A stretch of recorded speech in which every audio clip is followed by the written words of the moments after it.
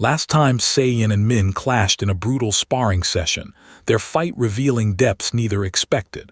Now, a single question blazes across the screen like a war cry. How could you not fear the aberrant?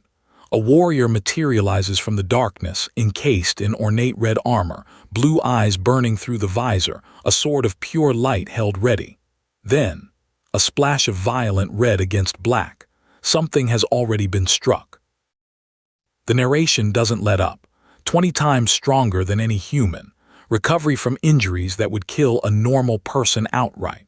A muscular silhouette stands atop a mountain of fallen enemies, fist blazing blue against a sea of red.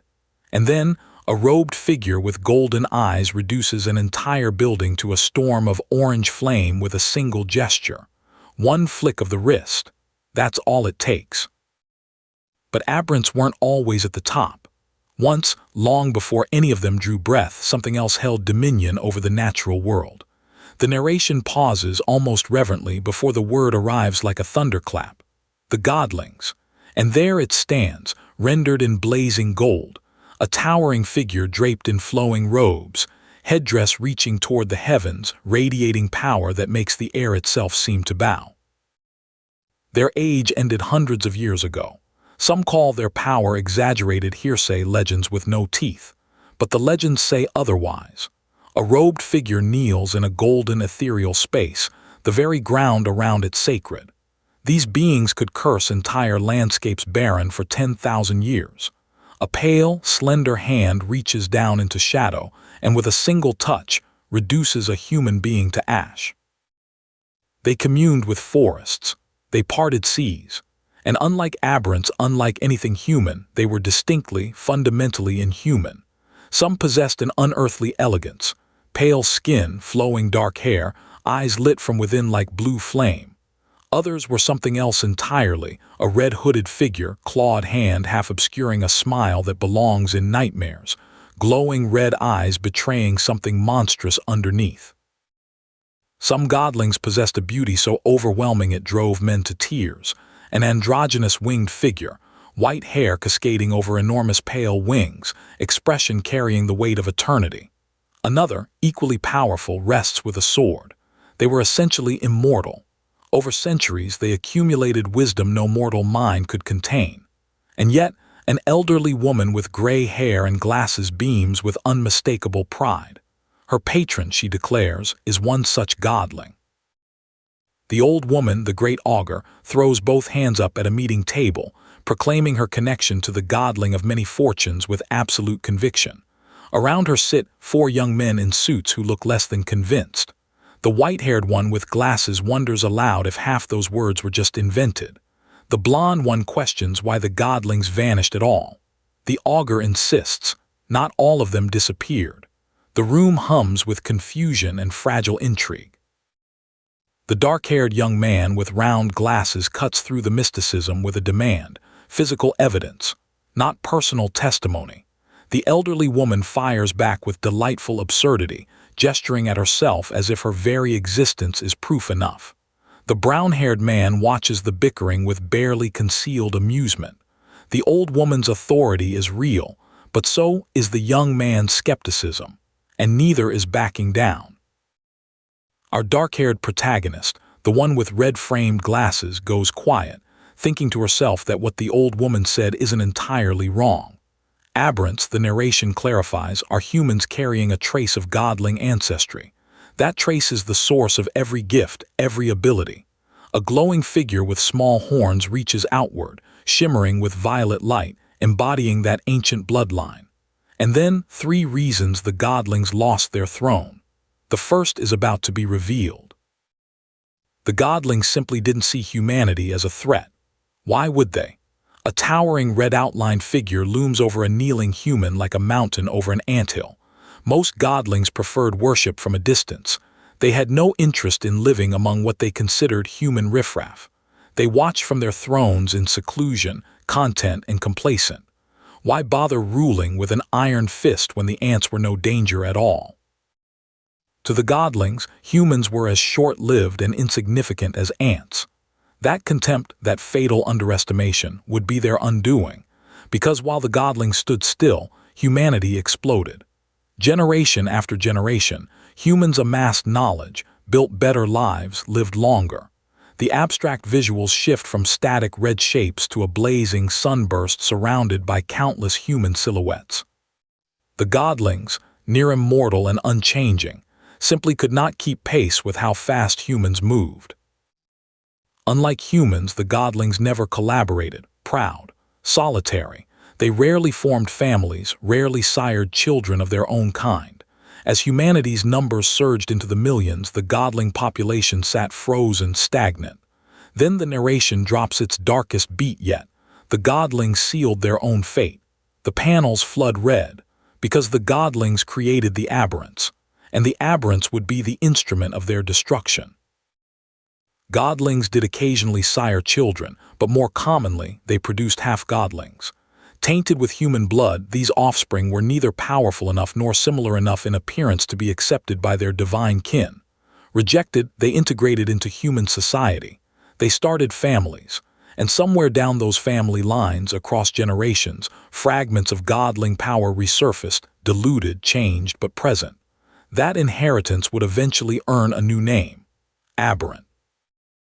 Rows upon rows of white paper doll figures stretch across a dark background, humanity, vast and unceasing. Among them, scattered like sparks in a storm, a handful of red figures. The Godlings were outnumbered, 1,000 to 1. And then the swords appear, white blades thrusting through darkness, red blood scattering in vivid bursts. The uprising had begun, and the humans leading that charge weren't ordinary. They were aberrants, the Godlings' own fractured legacy, turned against them. The aberrants didn't just free humanity, they replaced the tyrants entirely. Bare legs stand over a glowing red crown. A white hand reaches down and grasps it. Human cruelty, human ambition, human thirst for power. The aberrants wore the Godling's crown and wore it badly. The elderly narrator smiles faintly, delivering the final verdict. Even the aberrants in the end were swept away by the tide of progress. A rifle, simple, cold, effective. The Industrial Revolution narrowed the gap between aberrant and human just enough, and that small margin was all humanity needed to tip the scales forever. Since then, every sovereign nation has lived in fear of the aberrant, terrified of history repeating itself. The aberrant population has been kept docile, suppressed, shunned. A young person in a white baseball cap adjusts it with a smug smirk, addressing the old woman as Granny. The contempt cuts both ways. The old woman zeroes in on the dark-haired girl with glasses, calling her the skeptical brat with gleeful energy. She's going to read her fortune whether the girl likes it or not. The girl shifts uneasily, nervousness breaking through her composed exterior. A Godling patron. What does that even mean for someone standing in this room? The dark panel nearby offers no comfort, only the promise that the answer won't be simple. A new chapter begins. Hand Jumper 51. Aberrants. A pale hand slams down on a fortune-teller's table with a resounding crack. The elderly woman, white robe and crystal ball gleaming, spreads her offerings before a young woman with theatrical flair. Tarot cards, crystal ball, palm reading. Pick your poison, she announces. The energy shifts from cosmic history to something far more immediate and far more personal. A dark-haired young man lights up, calling the elder woman G-Granny with barely contained excitement. She looks startled. Nearby, a girl with long dark hair tries to be the voice of reason, insisting that what matters is results, not methods. Clearly, this group needs some grounding. The mood tilts toward comedy when one of the boys suggests a tarot reading, only for someone to remind the group they have no cash. Even in extraordinary circumstances, these people remain wonderfully, stubbornly human. The old woman throws her hands up. She runs her business from her apartment, not a card reader in sight.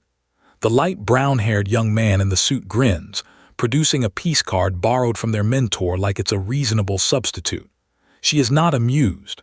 Her frustration at the lack of paying customers boils over in spectacular fashion, prompting the young men to tumble over themselves with apologies.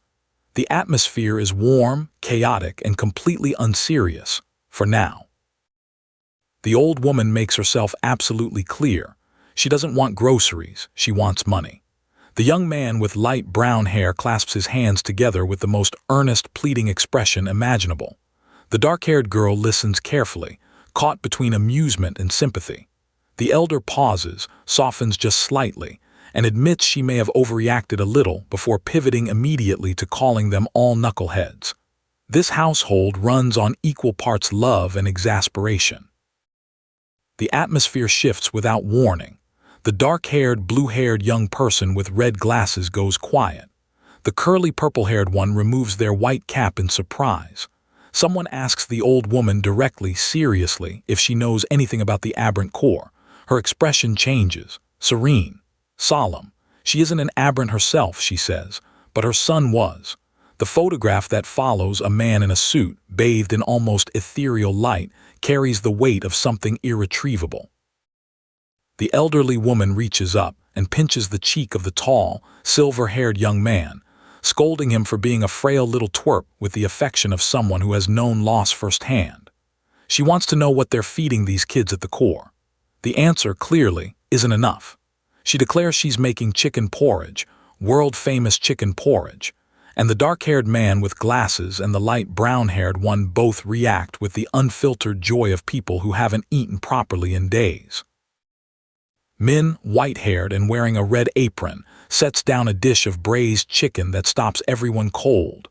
The blonde nearly loses his mind with enthusiasm, declaring his undying love. The dark-haired friend gapes in disbelief. Min cooked this. Min. The woman in the black suit, however, sits at the table with her expression caught somewhere between appreciation and medical concern, muttering something about porridge being better for her blood sugar. Min's cooking has managed to both impress and alarm in equal measure.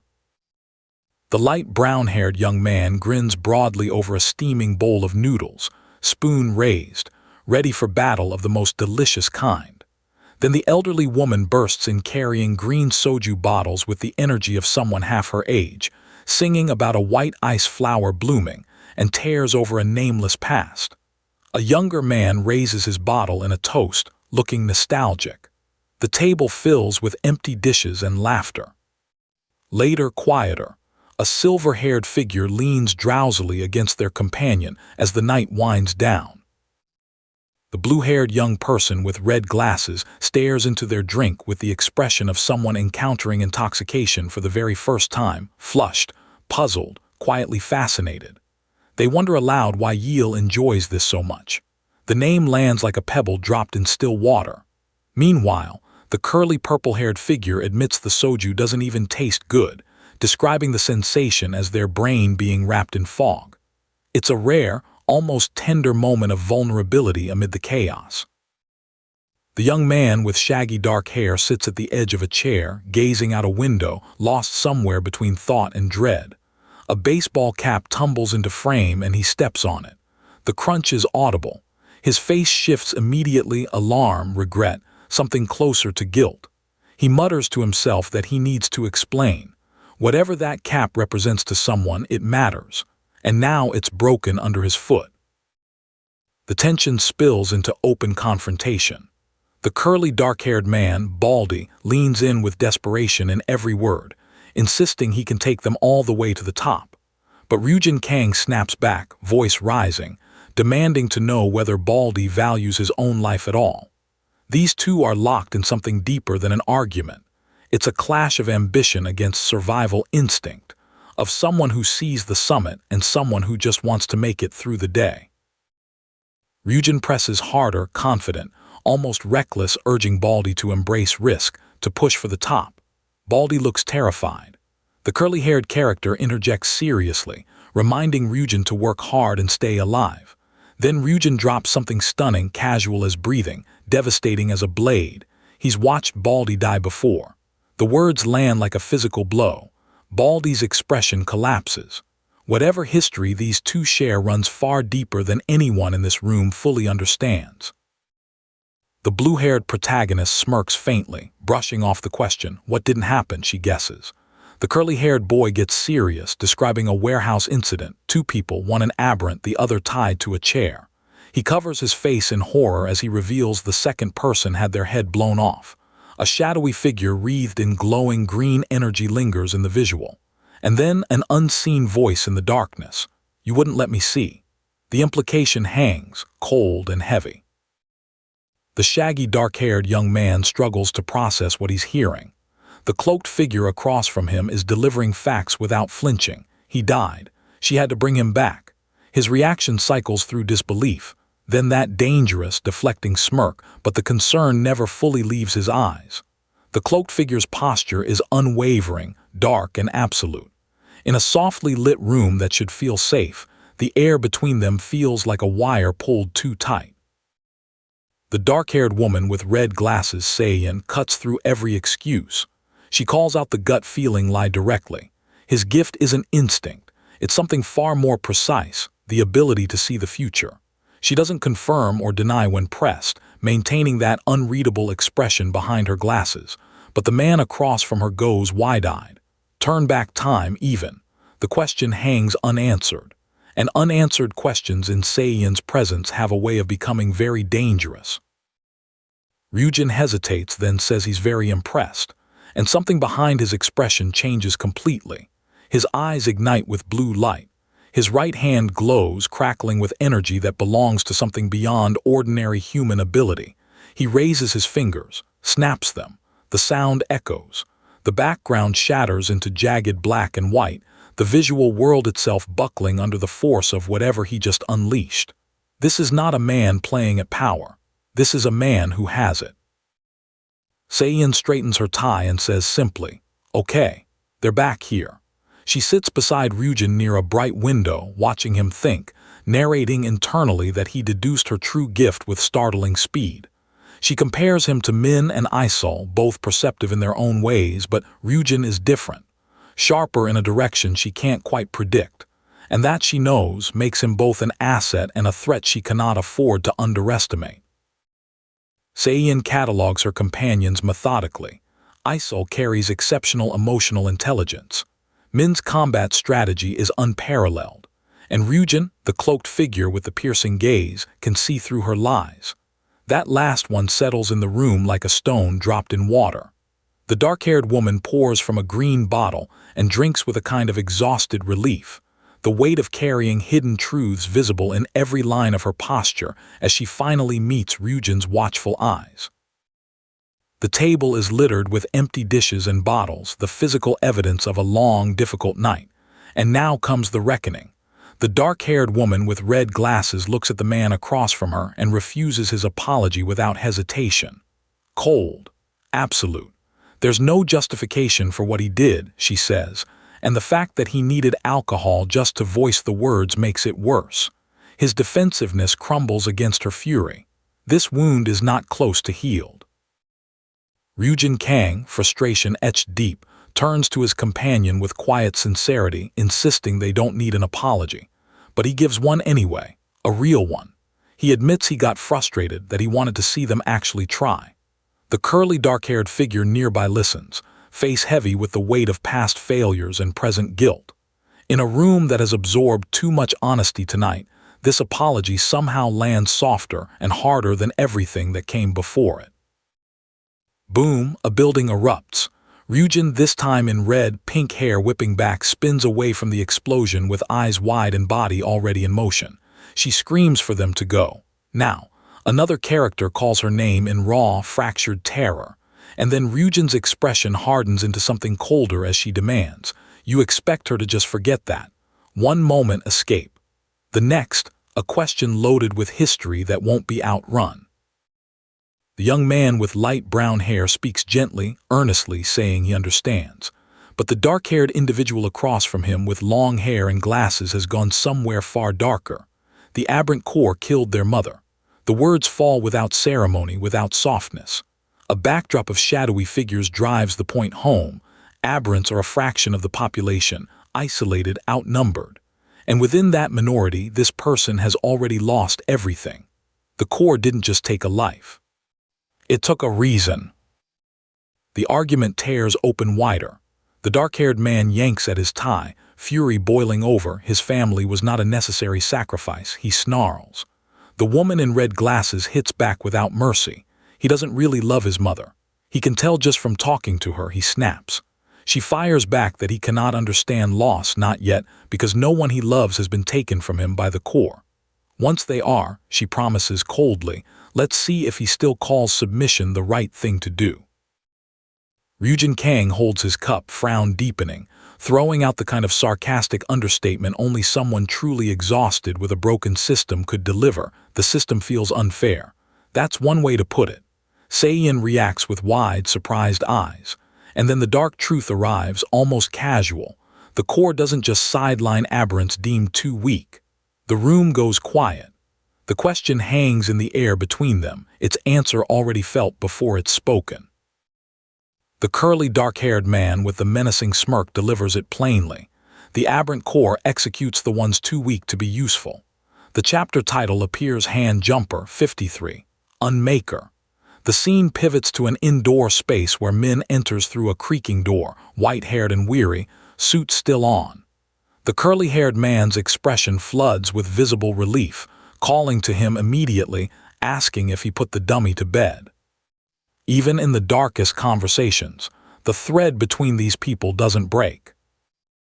The light brown-haired young man surveys the room and delivers the understatement of the evening. The vibes in here are atrocious. The dark-haired bob-cut figure opposite him offers a counter-proposal, a drink. Or 20. One figure is already slumped unconscious across the table, surrounded by bottles. The group tallies their consumption with the grim humor of people using alcohol as armor. 1 bottle, 2 bottles, 3. Underneath the jokes, the question lingers, how much darker does this night get before it ends? The dark-haired woman in the tailored suit pushes back against the accusation. It's a baseless rumor, she says, spread by people who want to tarnish the core. She's never told anyone. The man across from her absorbs this, then quietly drops a truth of his own. His entire family is made up of illegal aberrants. The background bleeds deep crimson.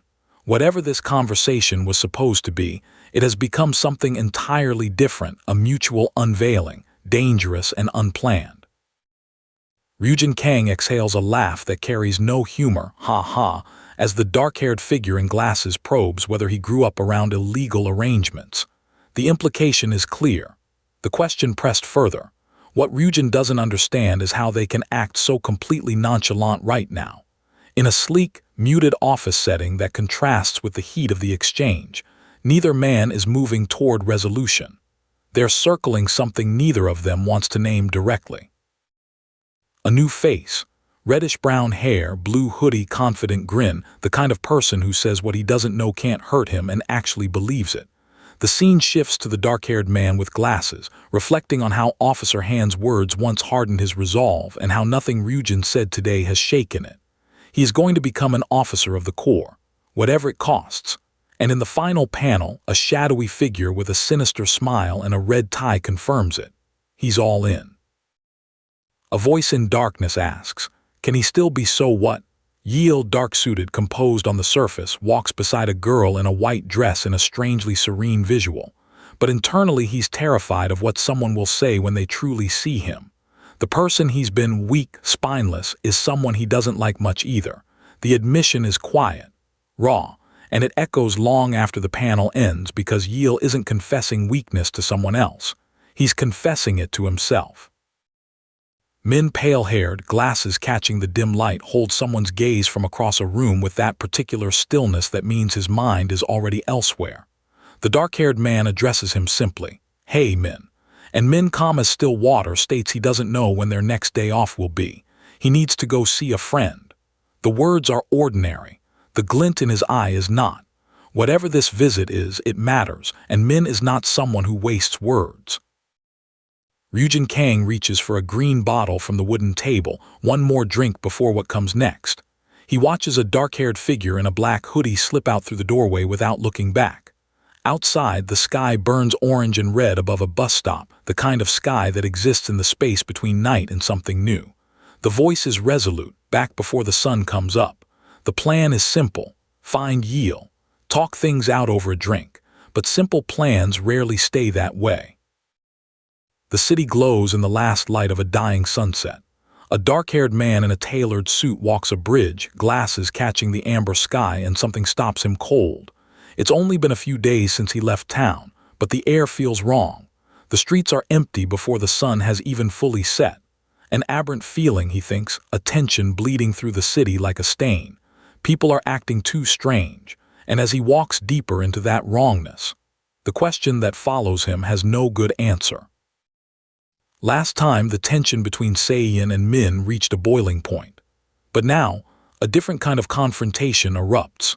A dark-haired figure, one eye marked by a striking red cross, faces off against a young man in a red shirt, and the impact arrives like a thunderclap. The air outside burns orange with sunset, but the rage between these two has nothing to do with the sky. Elsewhere, a confident young man and a girl in uniform walk together, their banter a thin veil over something far heavier. Min, pale-haired, glasses catching the last light of the dying sun, stands in his tailored black suit and makes a promise. This time, he says, he'll be the one to protect. The words come out earnest, raw, almost embarrassingly sincere, and he immediately knows it. He laughs at himself, wincing at how it sounded out loud. But then his expression settles. He means every single word. Kang stands before a closed door, green soju bottle in hand, a quiet resolve building inside him. He wants to become someone worthy of kindness, and that thought fuels every knock he delivers. But the door doesn't answer. Yil isn't home. Ryujin adjusts his red-framed glasses, dark blue hair catching the ambient light, and makes a new calculation. There's a shady karaoke place nearby. That's where he'll look next. A dimly lit room. A dark-haired man in a black suit stammers Mr. Kim, clearly blindsided by the presence across from him. The brown-haired man in the gray sweater grins broadly, all warmth and zero warning. But beneath Ryujin's anxiety about the unexpected visit, the real question surfaces. Is Yil with you? Simple words. But the shadows in the room say this conversation is anything but simple. A storage room stacked with boxes becomes the backdrop for a different kind of unease. A tall woman in a black suit faces a muscular man half out of a doorway, his expression tight with something unresolved. He's still upset at his father, that much is clear. But then the name Yil surfaces and the woman's gaze sharpens. Her glance sideways says everything. She recognizes that name, and what she knows about it hasn't settled well. The man in the tailored black suit grips a green device, his frustration barely contained. He confronts the dark-haired figure. They're both training at the aberrant corps, aren't they? The admission that follows cuts deep. Yil never said goodbye, never even visited before he left, just disappeared. The word lands like a slap, and the figure across from him goes wide-eyed with shock, because Yil hasn't spoken to him either, not since before the aberrancy test. Ryujin presses further, his back to the viewer, voice steady and deliberate. He asks the older man with reddish-brown hair the critical question. Has he actually seen Yil since before the test? The older man's face, worn, weary, shifts through thought before he answers. An officer from the corps came to his door personally to deliver the news. A woman. She told him herself. A woman with white hair. That's the detail that changes everything. The tall man in black describes her, and across from him, the glasses-wearing figure goes pale, eyes blowing wide in disbelief. Because that white-haired woman, grinning with that broad, sinister smile and yellow tie, is no ordinary officer. And then the words drop like a sentence. Yil is definitely not at the corps. The implications hang in the dim air like smoke. Memory surfaces like a wound reopening. The first day of orientation, and Yil wasn't there. Among the gathered trainees, the blonde boy and the girl in the red jacket mill around, but that one specific face is absent from every corner of that room. And Ryujin, reddish-brown-haired and hollow-eyed with the weight of it, knows what that means. Yil would have told him. He isn't a coward. That title, Ryujin reserves only for himself. The question finally breaks through, raw and desperate. Did something happen to Yil? The brown-haired man sweats through his fear. The dark-haired woman in red glasses presses forward, face marked with anxiety. And at the center of it, a figure in a dark suit and blue tie, that electric purple glow around his chest. a heartbeat hammering so loud it fills the silence. BDMP. BDMP. The body already knows what the mind refuses to accept. Ryujin Kang's eye, glowing a vibrant, violent teal, pulses against blue rain-streaked darkness. Red marks ring the skin around it like a wound. Then, snap. A surge of jagged energy tears through the abstract dark. And then, calm, he stands before a closed door, back to the viewer, dark blue hair and a dark suit, utterly still. Whatever just broke inside him, he's already decided what comes next. A hand, light-skinned, grip firm, wraps around a green bottle. Then the world opens up. A pedestrian bridge at sunset, the sky burning orange and red above a curving road, trees silhouetted black against the dying light. The dark-haired man in the dark suit stands alone, looking out over it all. Not at peace. Thinking. Whatever calculation he's running in his head, the city below has become part of the equation. The fist clenches. The system feels unfair, that's a gentle way to put it. And from somewhere in the dark corridors of his memory, the reddish-brown-haired man with the sinister smirk resurfaces, needling about aberrants, about the core, about what it's all for. Ryujin forces the thought away. Yil isn't dead. That would be insanity. He reasons it out, different headquarters maybe, but even his own logic won't hold. Because Yil would have told him, he always would have. The thoughts spiral, swirling like a storm of text around a shadowy figure gripping that green bottle. Could be illness, could be another branch of the core, could be 100 reasonable explanations, except none of them hold. The dark-haired woman's question keeps circling back. Why would Officer An lie about him being at the core? And no matter how many times Ryujin tries to reason his way out of it, there is no way out. CRAK. Green shards explode across the frame. Ryujin's face, glowing teal eyes, red-rimmed glasses, teeth bared, is a portrait of agony fused with iron resolve. Red streaks run down his cheeks. He already decided. He wants to be an officer. He wants to advance through the core. He wants. And then that want crashes against a wall he can't think his way around. What if Yil is really dead? A tall, reddish-brown-haired man in a gray suit smirks, handsome young lad that he is. He laments that the shorter man with dark hair and glasses couldn't appreciate it. But beneath the teasing is a serious edge. If things had gone differently, he'd have been dead. And then the real threat steps into frame. Long silver hair, white coat, a smile that doesn't belong on any living face. A living heart officer, her actions fully sanctioned by the core. The ominous yellow light says it plainly. This woman answers to no one. To go against her is to go against the entire aberrant core. The question hangs in the dark space like a blade. What will you do, Sayeon Lee?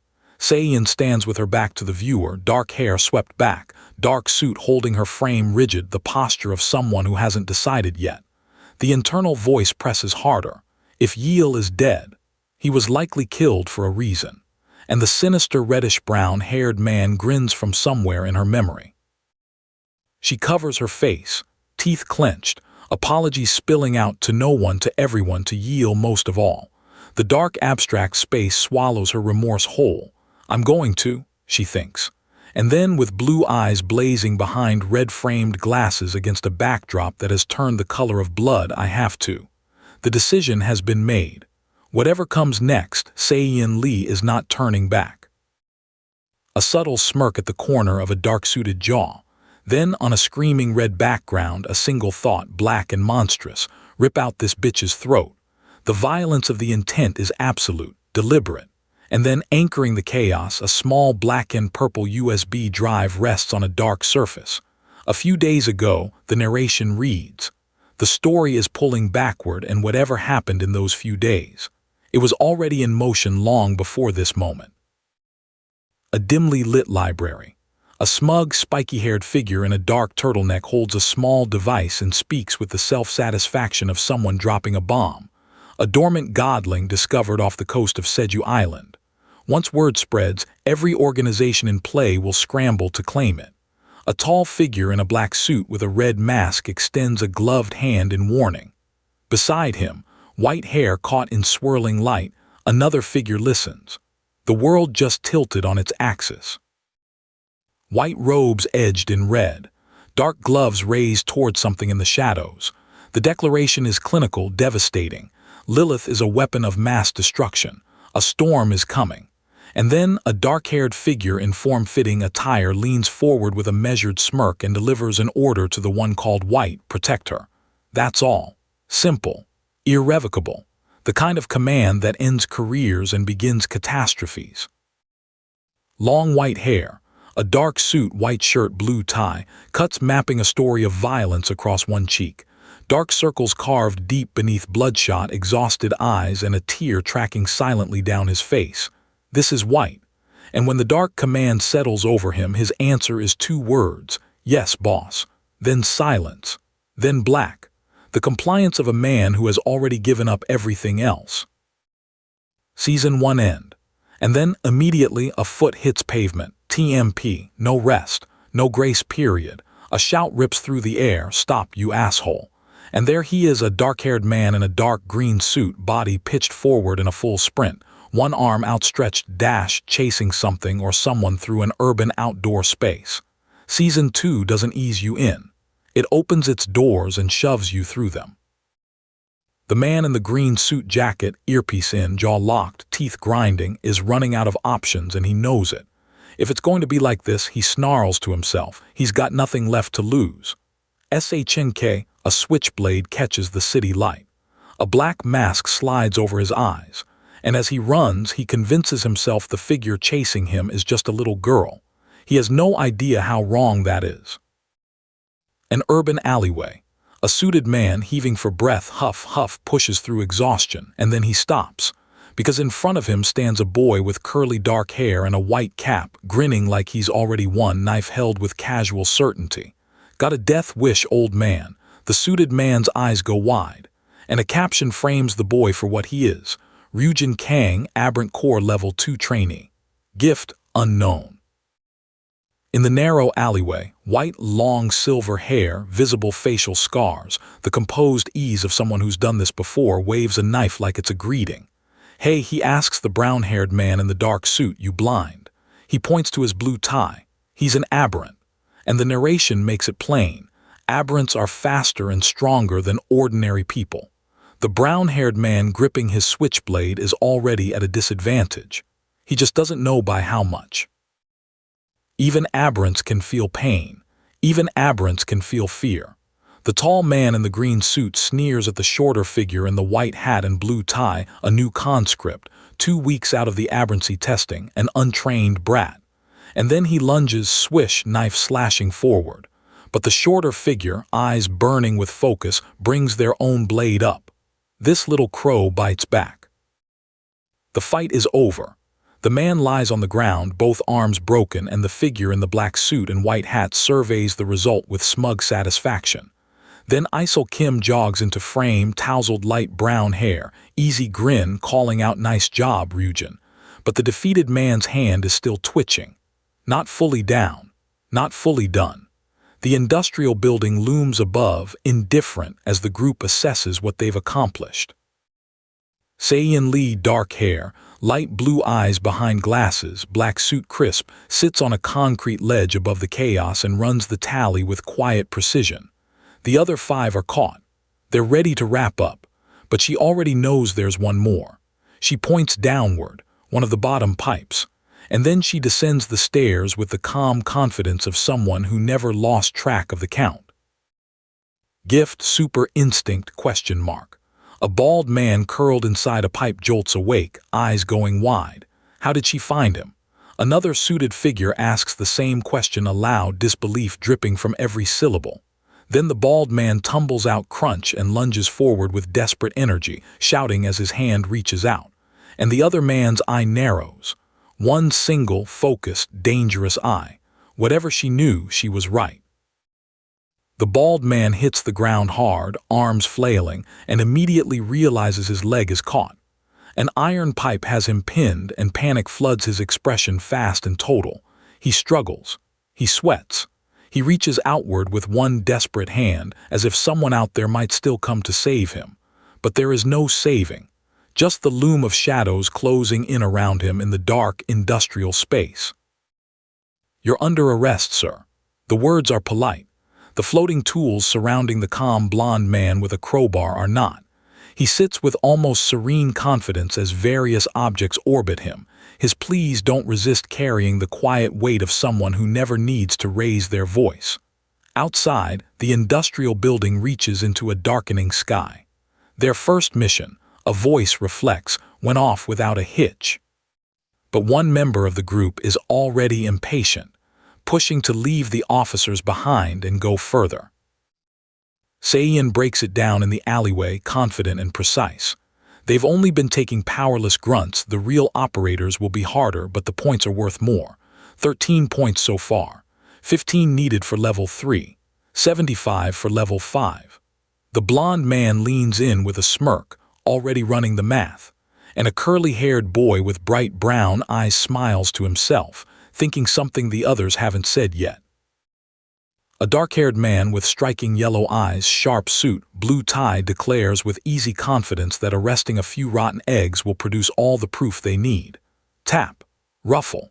Across the room, a younger figure with wavy dark hair and a bandage on his cheek pulls a dark blue hoodie over a white t-shirt, then shrugs on a light teal jacket.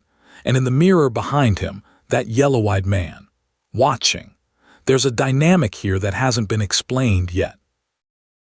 A bathroom.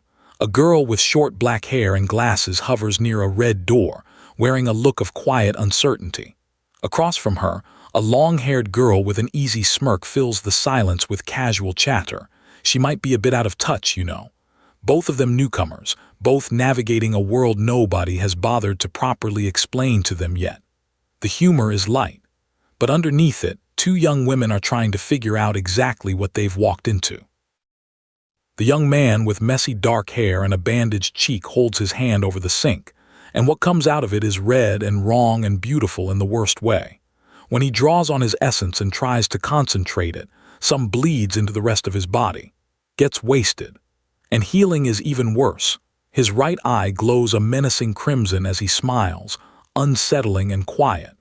A small cut, he explains, can become a catastrophe if you try to fix it with essence. Sayeon holds court in a space saturated with red, her voice carrying the authority of someone who has lived through what she's describing.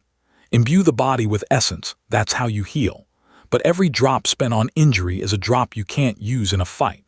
The light brown-haired boy with the bandage on his face listens, that slight smirk playing at his lips.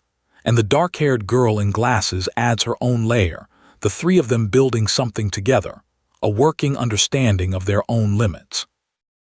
"What's going on with you, Lee?" The girl with long black hair and a gray shirt asks the question with genuine concern. The curly-haired young man blinks pardon, like he's been pulled out of somewhere far away. She reminds him, half a month ago when they first joined the Corps.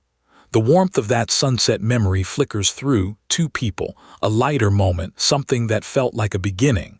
But whatever Lee did back then. The shadows gathering around his silhouette suggest it was more complicated than it looked. The bathroom again, and this time there's no lightness left in it. The short-haired girl with glasses corners the curly-haired boy, voice sharp. Now what? Because since that day he's been nothing, no outbursts, no chaos, just blankly normal, and it's messing with her more than the chaos ever did. He gestures emphatically, act normally, follow the guidelines, use some common sense. But the demand for normalcy sounds like its own kind of alarm bell. Sometimes the dark-haired young man says quietly his body feels sick, like something decaying. Teal energy bleeds out of his torso and hands as he speaks, ethereal and wrong. He goes quiet, then grips his head with both hands, a small, helpless sound escaping him. He starts to say something, and stops. Whatever he carries, he hasn't found the words for it yet. Maybe he never will. Sayeon holds a hand to her chin in the dim light and then breaks. You wouldn't understand. Nobody understands. She hunches forward, clutching her head, the words tearing loose with the force of something held too long. And then the red background floods in and the silhouette of a missing friend rises against the chaos. Her best friend is gone. That's what this is all about. That's what it has always been about. She says it plainly, like it's a conclusion drawn from evidence. The aberrant Corps had him killed. The long-haired girl in gray blinks, And the purple-haired boy beside her starts to protest, all confusion and denial. Then wham, chaos. And through the collision, a voice cuts through with the calm certainty of someone who's been watching all along. Oh, Ryujin. This is why we can't see eye to eye. Always use your gift to learn. The message is pointed, and it lands. The short-haired girl with glasses has the curly-haired boy pinned against the red door, arm braced, posture aggressive, eyes sharp.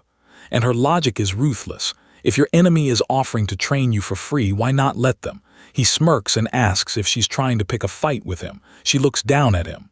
Why? One word. No warmth. No retreat. The girl who looks like she's asking a question has already decided the answer. The woman with the tousled bob haircut pulls no punches. It's disappointing. She tells the dark-haired young man in red glasses that he can't maintain his power at all times. She softens it with a gesture, a half-laugh, then pivots hard. For once, she wants him to trust her. Her determination is real. She still wants to become an officer, she admits, even knowing what he thinks of her for it. And she's not apologizing for that. I know.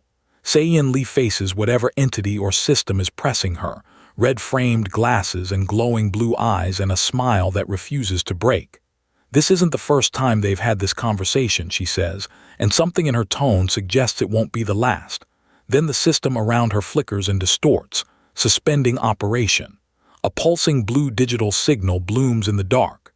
Sayeon is not a passive participant in whatever game this is. She's a recurring problem. Snap time reversal. Bright ocean. A boy with tousled light brown hair and a purple tie laughs it off on a sunlit dock. Insane conspiracy theory, the aberrant core would never.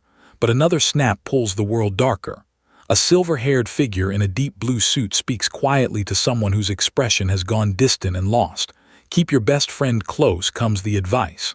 And the response is hollow. I don't know what to do. One frames sun-bright and careless. The other, the opposite of both. I'm sorry, then snap. The dark-haired boy in the suit tries to hold on to his logic. Let me get this straight, he says, jaw tight, eyes burning. He challenges the accusation about Officer On. Did she really do the core dirty work? Did they really use her like that? And then the pastel-haired girl smiles. There is blood on her white coat, and the smile has no apology in it at all. The question isn't answered, it's weaponized. A silhouette, arms raised. Then snap, teal energy detonates outward, violent and uncontrolled. Glass shatters across white tile. The shards catch tiny red splashes of something that shouldn't be there. And then, a clenched fist, heavy with bruises, slick with blood, followed by jagged red and black forms screaming through the frame, pure abstract destruction. This isn't a power being used. This is a person coming apart. The question blooms against a fragmented red sky. What do you really want to follow? Your duty, a dark suit, a blue tie, the shape of obligation. Or your heart, 3 smiling men in red, the faces of people worth protecting. A man in a white t-shirt holds a coffee cup and grins like the world hasn't broken yet. And beneath a white collar, something dark and smoky and alive coils and waits. Sayeon, caught between everything she owes and everything she loves, stares into the question, and it stares back. A blood-soaked fist, fingers that glow faintly blue at the tips, power activating at the very edge of collapse. Then, Hand Jumper Season 2, burning red against the dark. And standing in the glow of red laser lines against a gray gradient, a figure in a dark suit, white shirt and tie, whose head is replaced by a red fox mask. Still, watching. Waiting. Season 2 has arrived. And it has brought something with it that Season 1 never showed us. Something that wears a face we haven't earned the right to see yet. Last time, Sayeon and Min were locked in a brutal training clash that pushed both of them to their limits. Now that same white-haired figure reaches for a red-tipped stick resting on the cold floor, and in one savage motion, brings it crashing down. The dark-suited target recoils hard, hand flying up in desperate defense. The only word the room produces is a strangled sound, cut short by impact. November 4th, 20XX. A single unarmed man had a psychotic break in front of an apartment complex. That's it. That's how it starts. The dark-haired young man swings his baton with a sharp whock, then another blow lands with a bone-deep thud.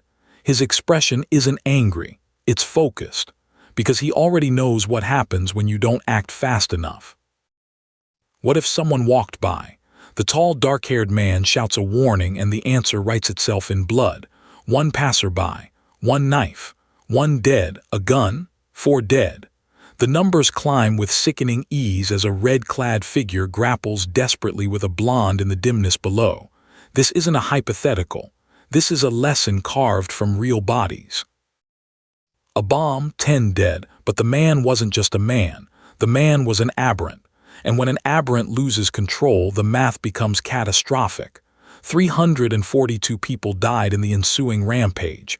The panel doesn't linger on faces. It shows a building detonating into an inferno. No faces, just scale, just loss rendered in fire. The white-haired man's green eyes glow with something cold and absolute. He isn't training. He's demonstrating a point with someone else's body.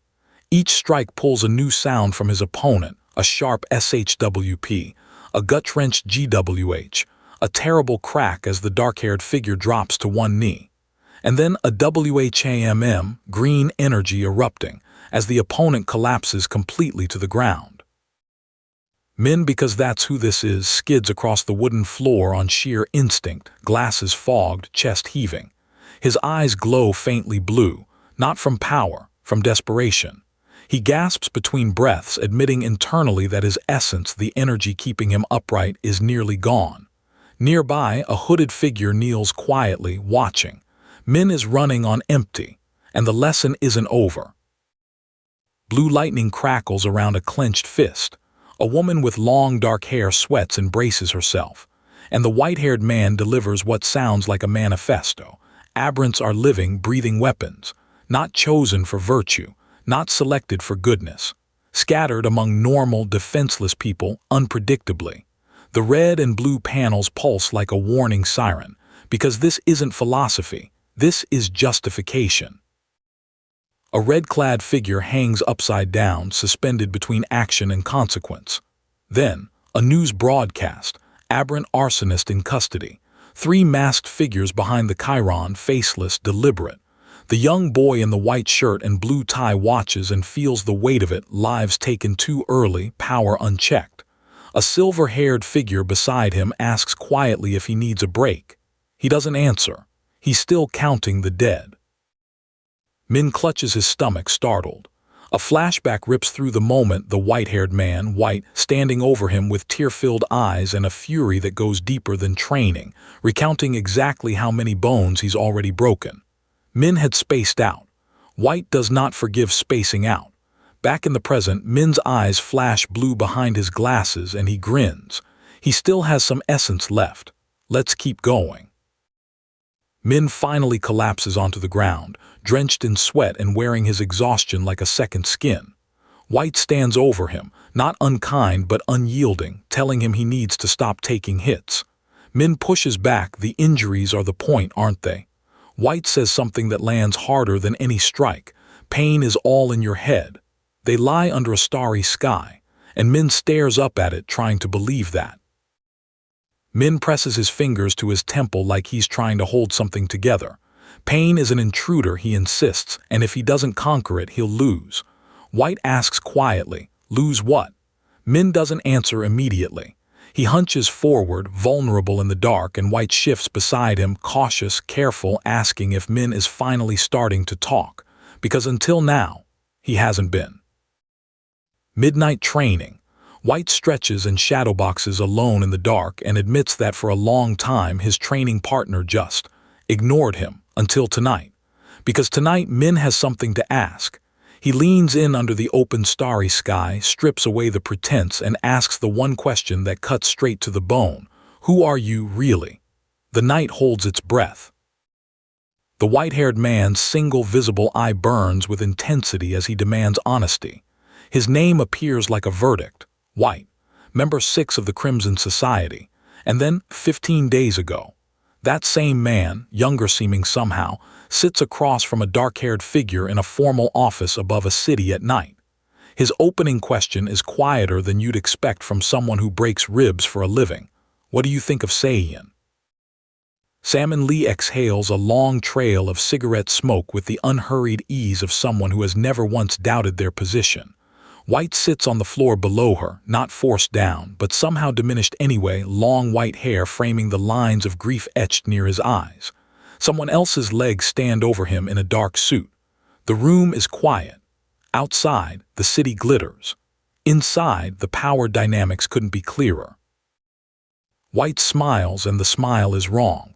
Teeth visible, eyes unsteady, tears threatening to spill as he admits he doesn't know what he is anymore. The scene fractures, a hand offering daisies, a child being addressed in shadow, bloodied hands gripping a bat with quiet command. White is unraveling in real time, not dramatically, not loudly, just coming apart at the seams while insisting he's fine. The figure with the wide, sinister smile makes his offer in the dark. Join them and you aren't joining a gang. You are being reborn as family. Behind him, masked figures blur into the background like they've always been there. Then the pale-haired figure with vivid green eyes, blue liquid splattered across their face, is called cute with a touch that turns into a smush, and they clutch their face in distress. This family does not ask twice. White, composed in his black suit and blue tie, faces the dark-haired man in red, and the red suit fills the room like a threat made fabric. The dark-haired man leans in with the casual authority of someone who has never needed to raise his voice, declaring that White's life is already settled. The floor beneath them bears red splatters. The tension isn't loud. It doesn't need to be.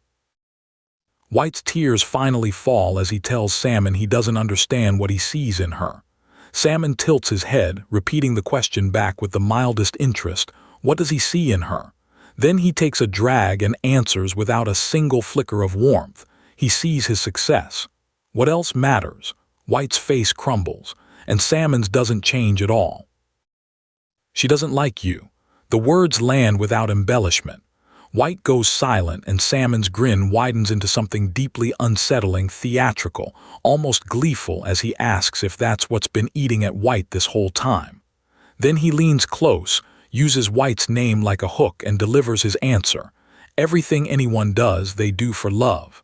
It sounds like wisdom. In his mouth, it sounds like a weapon. Hands intertwined. A cartoonish figure throwing money into the air with desperate joy.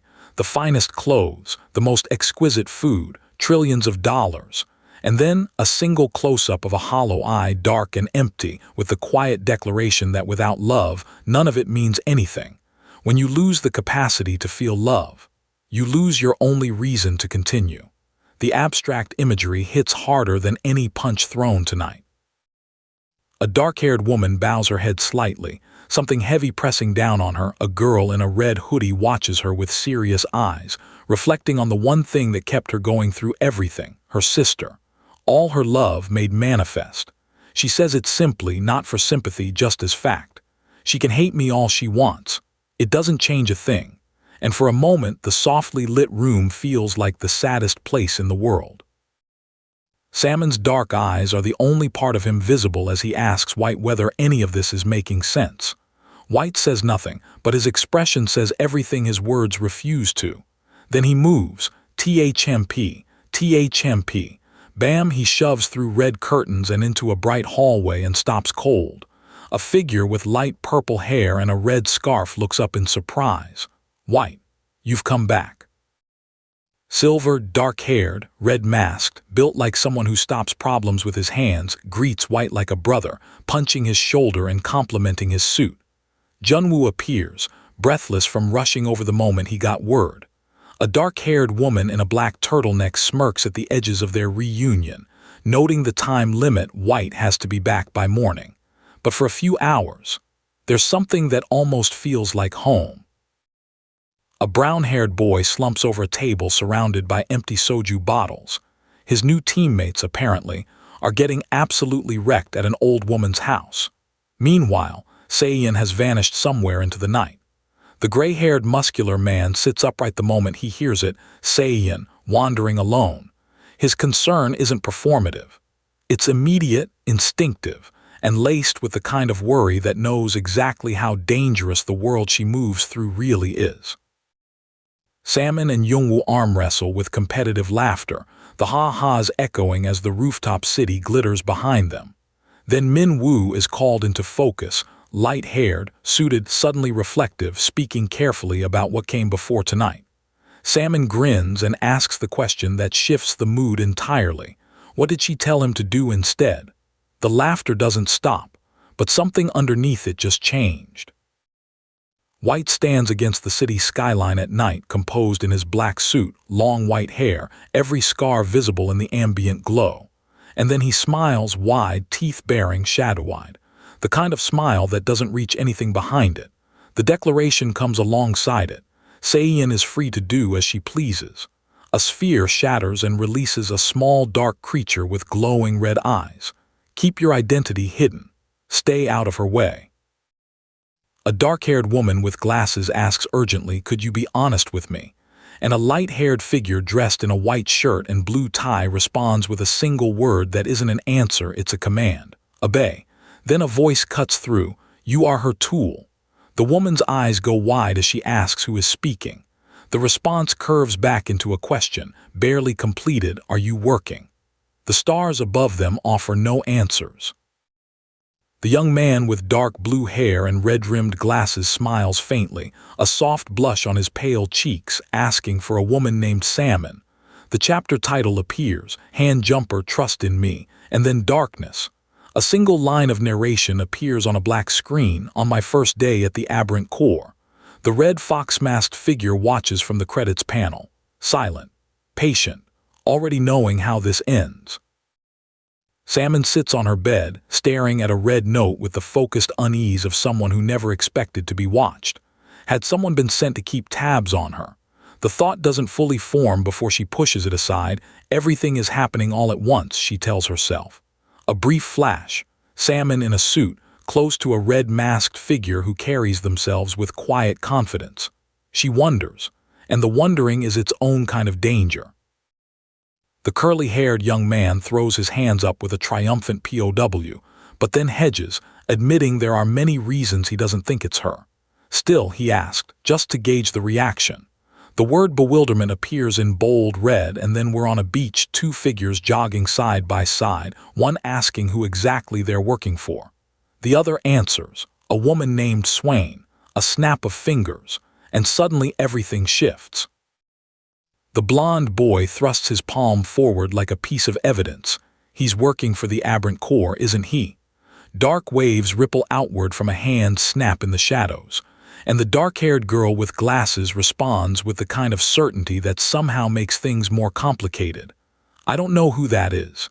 She isn't lying. That's what makes the room feel colder.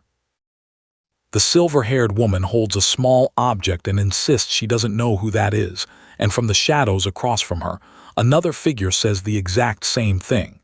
The repetition isn't reassurance, it's a fracture. Then the young man with dark blue hair, Min, leans in under the open night sky and says three words that reframe everything they've been doing out here. "Be honest with me. Who are you?" The pale-haired man leans forward in the dim space, probing with careful words, "Are you working?" The dark-haired character responds with Min's now familiar deflection, playful smirk intact. For a woman named Sayeon, the pale-haired man goes still. His fist appears in the next frame, not thrown, just clenched. And his answer comes out quiet, genuine in its uncertainty. "I don't know." The silence after that carries weight enough for both of them. The silver-haired character doesn't get to finish their sentence. A hand grabs their face, firm and urgent, and the declaration comes raw and shaking. "I want to believe in you." But the next frames turn red. "If you lie to me right now, I think I'm going to snap. I will never, ever forgive you." The final command lands like a blow. "Understand, Min." The room is nothing but crimson and rage and someone terrified of being betrayed again. The dark panel commands, "Now tell me." Then light blue hair, piercing eyes, and intensity that doesn't blink. The scene cuts to a man in a formal suit congratulating Cell 4 on their promotion with a composed smile, citing the past few weeks as evidence of growth. Two very different kinds of pressure. One that shouts, One that measures. Both of them expect something from the people in front of them, and neither will settle for less. The points are tallied with clinical precision. 15 earned, level 3 reached, 20 more needed for level 4. Instructor Sang stands at her desk with clipboard in hand, delivering the next challenge with the same steady authority she applies to everything. A joint mission with another cell. The curly-haired young man looks intrigued. The silver-haired one processes quietly. And Instructor Sang reads something their mentor has written and doesn't immediately share what it says. A white card is examined with a quiet hum. Dark-haired and glasses-wearing, Instructor Sang looks up with cool deliberation. Let's see how long that can last. She shuffles papers, then drops the directive flat on the table. Elect a leader for your cell. The light-skinned man in the blue tie clears his throat, hand to chin, already calculating. The order is simple. The politics of who gets chosen never are. The brown-haired boy doesn't hesitate, hand up, voice certain, nominating Sayeon before anyone else can speak. She's the smartest. She's tough. She has the potential. Any objections? The question hangs in a circular text bubble. Ryujin tilts back in his chair with practiced indifference. Sure, whatever, as long as it isn't him. Min says nothing. The silver-haired boy watches the empty space where an objection could have been. White agrees with Isol quietly, firmly, no drama. The light blue-haired member leans back with practiced ease, fully unbothered. Then someone mock cheers. Hooray, decision made.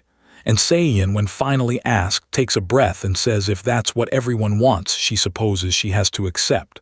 The humor cracks through, but the door creaks ominously just at the edge of the moment, and the laughter thins.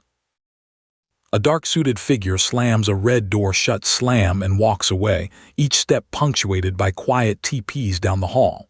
Elsewhere, a hand reaches out to touch the face of someone with pale, low ponytailed hair. A single word floats over the moment, trust, and beneath it a quiet internal confession. I don't know who that is.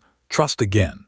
The word appears twice, because once isn't enough to make anyone believe it.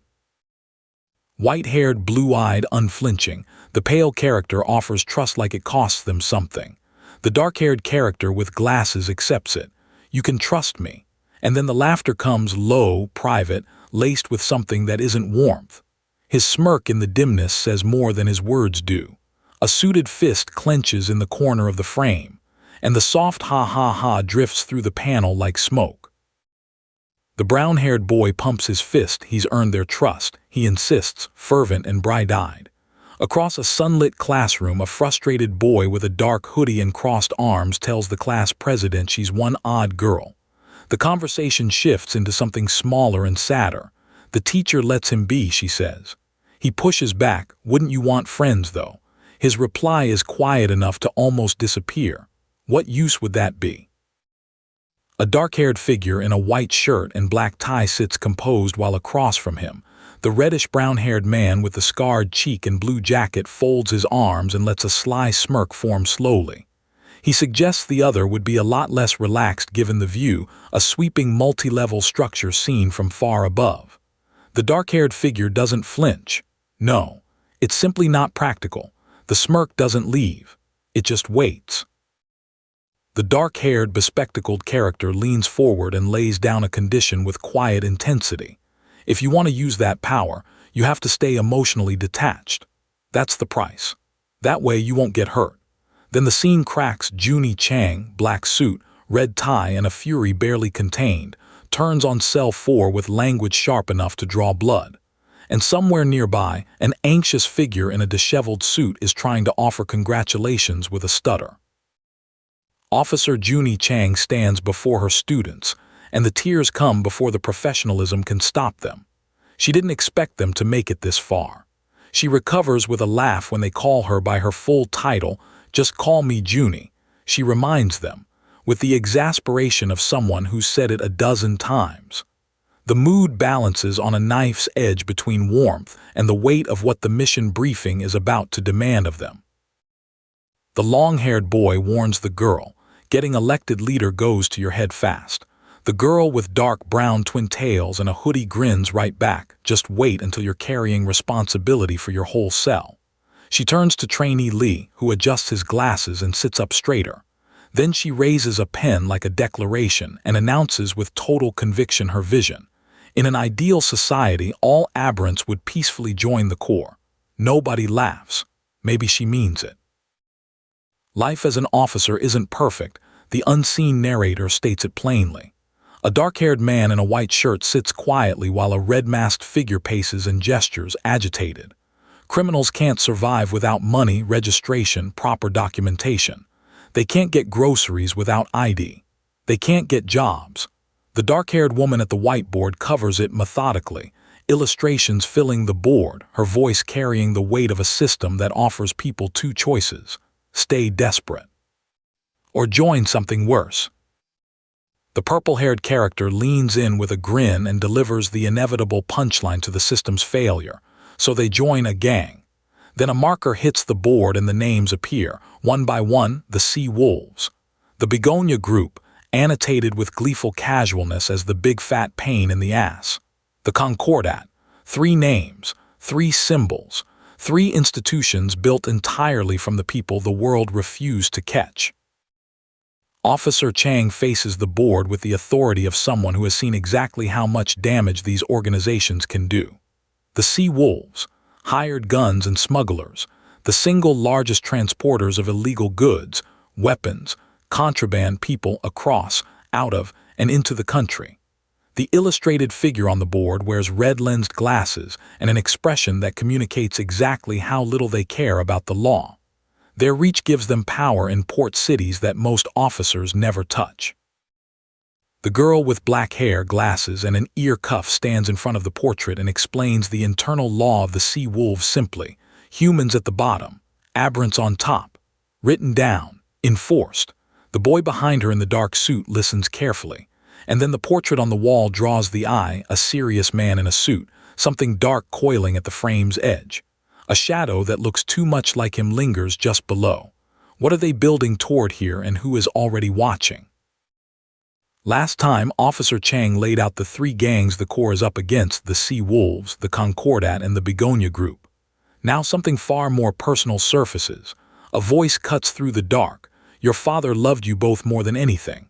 A small girl in a white-collared dress holds an unseen hand, her expression shifting from thoughtful to broken. She covers her face, sniffling. Then she peeks around a corner, looking back at something she can't bring herself to face. The red-lit room breathes danger. A man in a sharp black suit extends his hand, not in greeting but in alliance. Across from him, a woman with long dark hair and a scar carved across her cheek speaks with quiet authority. Her parents were Sea Wolves, but Salmon split from them and built something of her own, the Crimson Society. A faction born from fracture. Every major player in this world was forged by someone else's betrayal. Officer Chang turns back to the board, her eye patch catching the classroom light. She tells them honestly, the Sea Wolves aren't the worst to deal with. Organized means predictable. Don't poke them, they won't poke back. But the next syndicate, she pauses. They've been killing Corps officers in the streets. The students' faces tighten. And then blackout. A new mission is incoming, and whatever it is, it's already cost lives.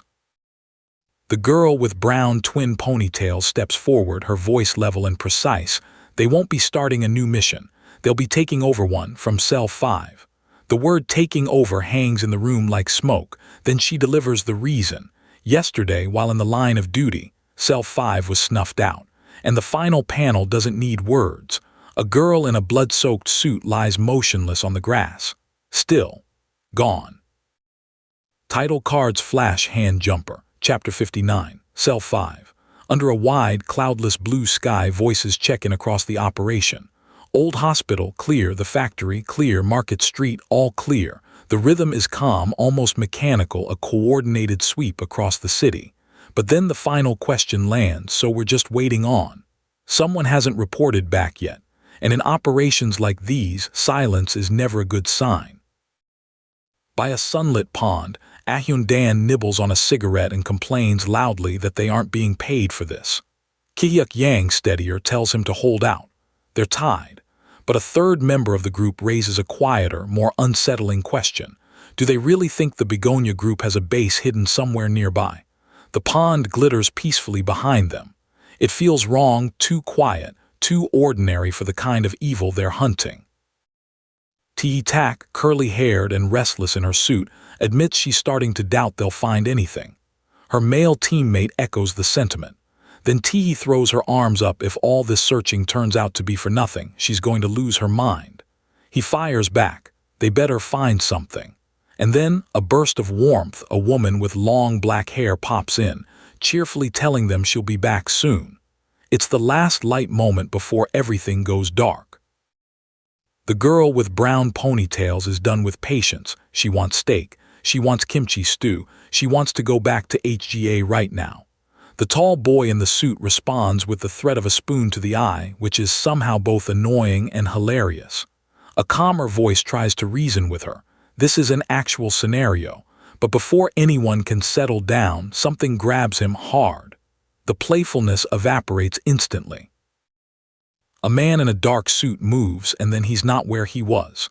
A ZWLORP tears through the air as Ahyun Dan appears mid-float above the tiled ground, something impossible made casual. He holds a pen, then a close-up, his eye glowing blue, energy threading outward in sharp lines. A FWOOM. Whatever his ability is, it's activating now, and whoever is nearby is about to find out exactly what Ahyun can do. Tee tells Ahyun she's going to boost him, and Ahyun's face snaps from confused to alarmed in a single panel. Her gift, living battery. The longer she charges, the more essence she can transfer. A SHUNK, and Ahyun is armed, bloodied but braced, weapon in hand. The energy between them crackles with desperation. Whatever's coming at them, they've decided to meet it head-on. Not because they're ready, because they have no choice. Tak stands in the open courtyard, glowing blue blade in hand, facing someone who came out of nowhere. A dead teammate lies on the blood-stained ground behind him. His attacker teleports, and suddenly there's a knife at Tee's throat, a sinister smile behind it and purple eyes glowing with something worse than cruelty. Then the words, delivered like ice, "Your teammates died painlessly." Tee grits his teeth. He is completely alone, and he knows it.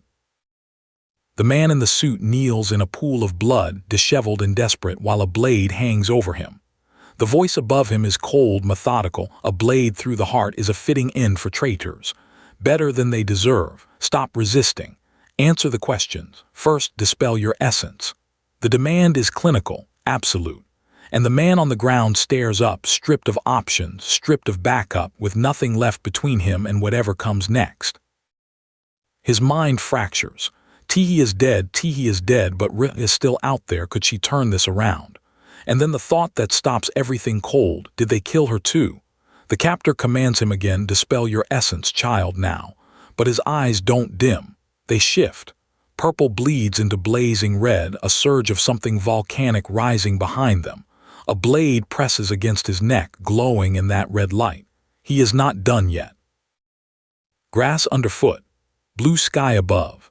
Sayeon Lee walks into the field where 4 bodies were dumped, her expression calm behind her glasses. Her colleague is considerably less calm. Shouldn't they be on guard, he asks, voice cracking slightly given what happened here. Sayeon doesn't even break stride. She tells him they'll be fine. There's no nervousness in her tone, only the absolute, slightly chilling confidence of someone who has already done the math and liked the answer. Sayeon explains it simply. The murderer won't be found at the scene of the crime. This path has been crawling with officers since yesterday. There's nothing left to find here. Tee, now with light curly hair, alive. This must be a different Tee. Kneels and touches a dark stain on the ground. His expression crumbles. He promises the fallen that they'll be avenged. One quiet, sincere vow. And in that moment, the weight of Cell 5's loss lands fully. The dark-haired man with glowing blue eyes sits on the grass, bewildered, blood nearby. 2 figures in black suits stand over him, one blonde and sardonic, calling him real funny. His companion is stone-faced. Then a third voice, Lee, calls out from further away, "Get up." Whatever amusement existed drains from the scene as Lee's tone sharpens. She has something to say. And the man on the ground slowly raises his eyes toward her, understanding that whatever comes next is not small.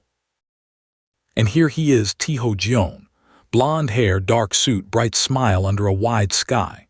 Then cut, a hospital room. The same face drained of color, blood on his shirt, sitting on a bed with wide, frightened eyes. A pink-haired girl beside him stares in disbelief.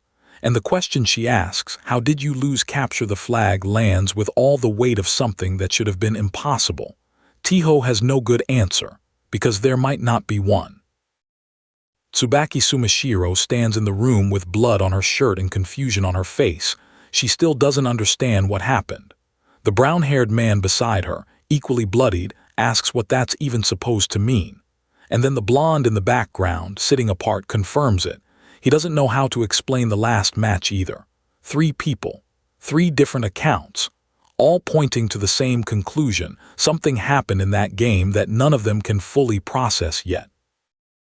Dahyun's hands fly to her mouth. There's blood on Tsubaki's shirt. Tsubaki quickly clarifies it's not hers. She helped move Sayeon. The blood is all from Sayeon. Youngwoo-do, glasses catching the dim light, asks the question that's been hanging in the air. What exactly did they do to her? The silence that follows isn't relief. It's dread. If that much blood came from a single person, whatever happened to Sayeon was not a minor incident. The blonde man on the hospital bed looks exhausted down to the bone. He tells Dahy to cool it with the questions. They'll debrief tomorrow when he's not feeling like absolute hell. Dahy apologizes, then asks about his hand. He looks at the bandage, and then it glows. Vibrant green energy pulses from his wrapped hand, impossible and unasked for. He covers his face with it, and the narration reflects what he told himself at the time, just a fluke. He was wrong. Around a table full of food, 5 young men sit, and the silver-haired one among them is not eating.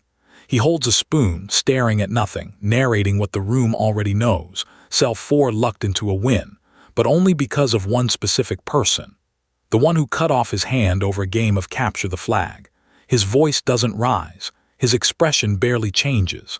But beneath every word burns a single, focused intention. He wants to make that person pay. The blonde man says it so casually it almost doesn't register. Min only cut off his hand because he asked him to. Tsubaki's eyes go wide, then wider. The close-up on her face captures pure, disbelieving shock. And then the camera finds the blonde man's face, and he's smiling.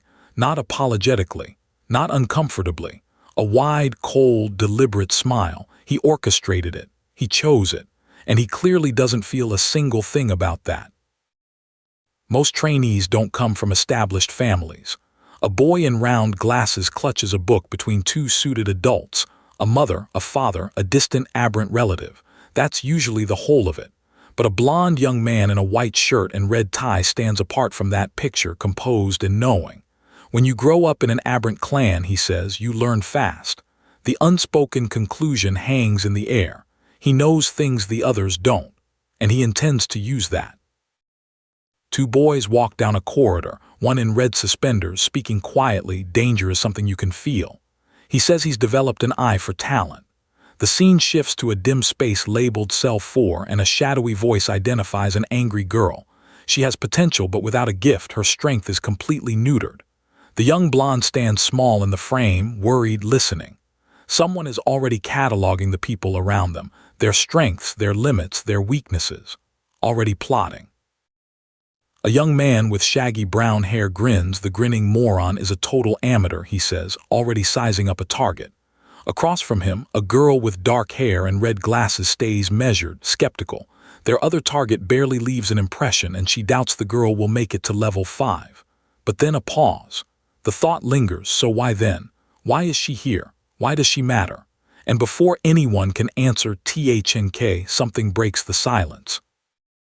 On a bright rooftop, the blonde, calm, measured, tells the dark-haired man beside him that he believes Lee was telling the truth. The dark-haired man stops, questions it, but the blonde pushes forward. She paid for his hand, and he believes her. It's the only way the disaster of capture the flag makes any sense. He's piecing it together in real time, out loud, and the conclusion he's building toward is one the dark-haired man clearly isn't ready to accept. A dark-haired boy with blue eyes reflects. On the surface, all of it looked like chaos, mistakes, assumptions. But the more he thinks about it, the more deliberate it feels. Because of what Kim said during the test, everyone now sees him as a free gift. And Kim, who ignited something powerful, had no idea how to use it. Someone engineered that moment. Someone read the board and played pieces that didn't even know they were being moved. The boy in red suspenders throws his hands up. What does any of this have to do with the thought? The blonde fires back. Don't you feel it? Something dangerous. The girl with short black hair and glasses lights up. She mentions someone who helped her friend before. And the silver-haired boy in his white blazer interjects, calm and luminous, noting that a match was missed, a green glow beginning to pulse gently around him. Someone is always watching. Someone always already knows. The young man with shaggy brown hair and glasses stands on a high platform overlooking the city, arguing that Sayeon Lee can't just be some kind of genius or clairvoyant. The blonde beside him listens but doesn't buy the dismissal. Shaggy hair pushes further. They're all just training, just trying to survive, right? Capturing a flag is simple. So was any of it more than that? He asks the question, but the way he hesitates suggests he already suspects the answer is yes. On the rooftop, Jeon speaks with quiet certainty. It was a different game she was playing, entirely different. Lee, dark-haired, long-haired, glasses sharp on his face, takes this in, then asks directly, "What did you want to tell me?" Just his name, Jeon. And then Lee's feet cross the rooftop tiles, walking away. The question has been answered. Something has shifted between them. But whatever decision Lee has just made, he's carrying it alone. The blonde, golden-eyed, slicked-back, radiating menace in a black suit faces off against the dark-haired boy with the cowlick and glasses. He doesn't care about rank. Level 3 means nothing to him. He tells the other boy to keep his subordinates away, keep them out of his plans, don't even think about using them. Simple. And if there's a problem with that, his eyes glow. His voice doesn't rise. He doesn't need volume when his presence already fills the frame. 2 words: fight me. Then a stylized break, a fox-headed figure in a suit, production credits, a sharp pivot. The narration pivots to something clinical and horrifying, rapture, a drug derived from human essence. It delivers a euphoric rush of raw power to whoever consumes it, and a single purple droplet falls toward an eye because it absorbs most effectively through the conjunctiva. Not injected, not swallowed, dropped directly into the eye. The detail alone makes the skin crawl. A blue silhouette blazes with energy it was never designed to hold. Normal bodies can't handle the overload. Rapture puts catastrophic stress on the circulatory system, the organs. Multiple organ failure is the most common outcome. Unregulated production is highly illegal. The red backdrop drives that point home. And the single biggest supplier of rapture in the country. A hand with dark nail polish gestures toward the eye symbol on the board. The Begonia Group. The big fat pain in the ass. Back in the classroom, the girl with twin ponytails and glasses delivers the full weight of the mission. Most prep jobs are relatively contained, not this one. She tells them not to lower their guard. This is their first real big boy mission. They aren't just avenging Cell 5. Rapture has a human cost. To produce it, the Begonia Group engages in human trafficking. Children, victims who never had a choice in any of this. The room goes quiet. This just became something different. In a white, sterile room, a restrained figure sits in a chair, one wrist bloodied. The silver-haired young man in his tailored suit explains it coolly. Ordinary humans don't last long under this kind of treatment, so they especially like to prey on aberrants. The brown-haired young man beside him grows more agitated as he describes the civilian crisis, innocent people disappearing, fear spreading. His nervousness contrasts sharply with the silver-haired man's composure. One of them feels the horror. The other has already moved past it. A girl with pigtails and an eye patch snaps a crisp salute. The message is simple and sincere.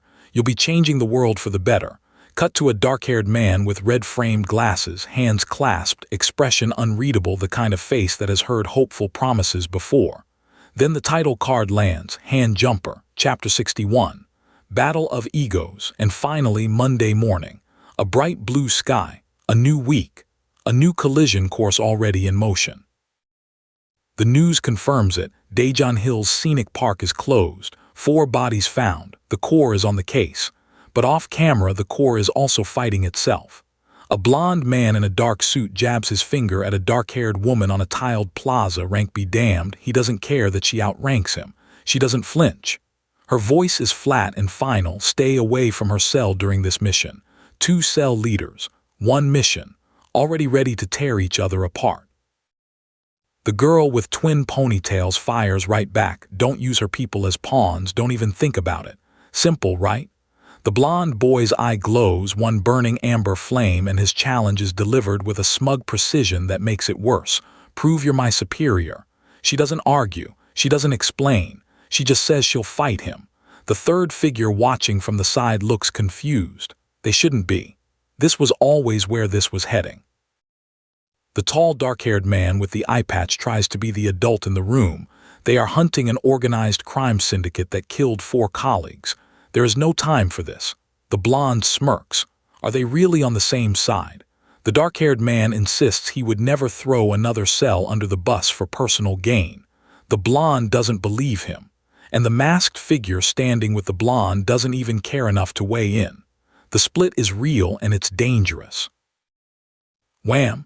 The dark-haired man hits the paved ground hard, blood at his lip, the force of a kick he never saw coming. The blonde stands over him, voice carrying zero apology. When he said, "Fight me," that wasn't a request.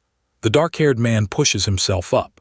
His green eyes ignite behind his red-rimmed glasses, and blue energy begins to build around him, slow at first, then surging.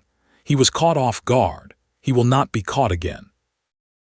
A hand in a dark suit severs a glowing blue thread. Spark, snap like cutting a wire mid-current. On a balcony under open sky, 2 figures face each other. The light-haired man asks, "Are we really on the same side?" Then he says what he's heard, that she would throw his goals under the bus without a second thought, the moment her own advancement demanded it. The dark blue-haired woman with glasses holds a small device to her ear. She doesn't deny it. She just listens. She looks at Jeon and tells him flatly, "Believe what you want." He smirks and then doesn't finish the count before she's already moving. A kick to the torso, fast and clean, rips the smug expression off his face. Then a fist follows, already airborne, aimed straight at him. No warning, no posturing. She's not proving anything to him. She's just ending the conversation the only way people like Jeon actually understand. A pink-haired girl watches from the sidelines, animated, narrating the physics of it. When you kick someone, you've only got one leg to balance on. Unless you commit, unless you make absolutely sure it connects, you fall. And the blonde boy proves the point for her, landing on the ground with a dramatic THWOK. He cries out that she broke something. She may have. But the lesson landed too, in more ways than one. Jeon's face goes somewhere past pain, eyes rolling back, dirt smeared across his expression. The dark-haired man walks away, SHF casual as anything. Jeon shoves himself back to standing, clutching his chest. His eyes blaze orange. He pops his neck with a crack that echoes off the paved ground. And then the declaration, quiet, deliberate, terrifying, fine. He's going to show them exactly what makes his last name so famous. Whatever that means, it's not nothing. A flash and orange energy erupts into a perfect, blazing orb in his palm.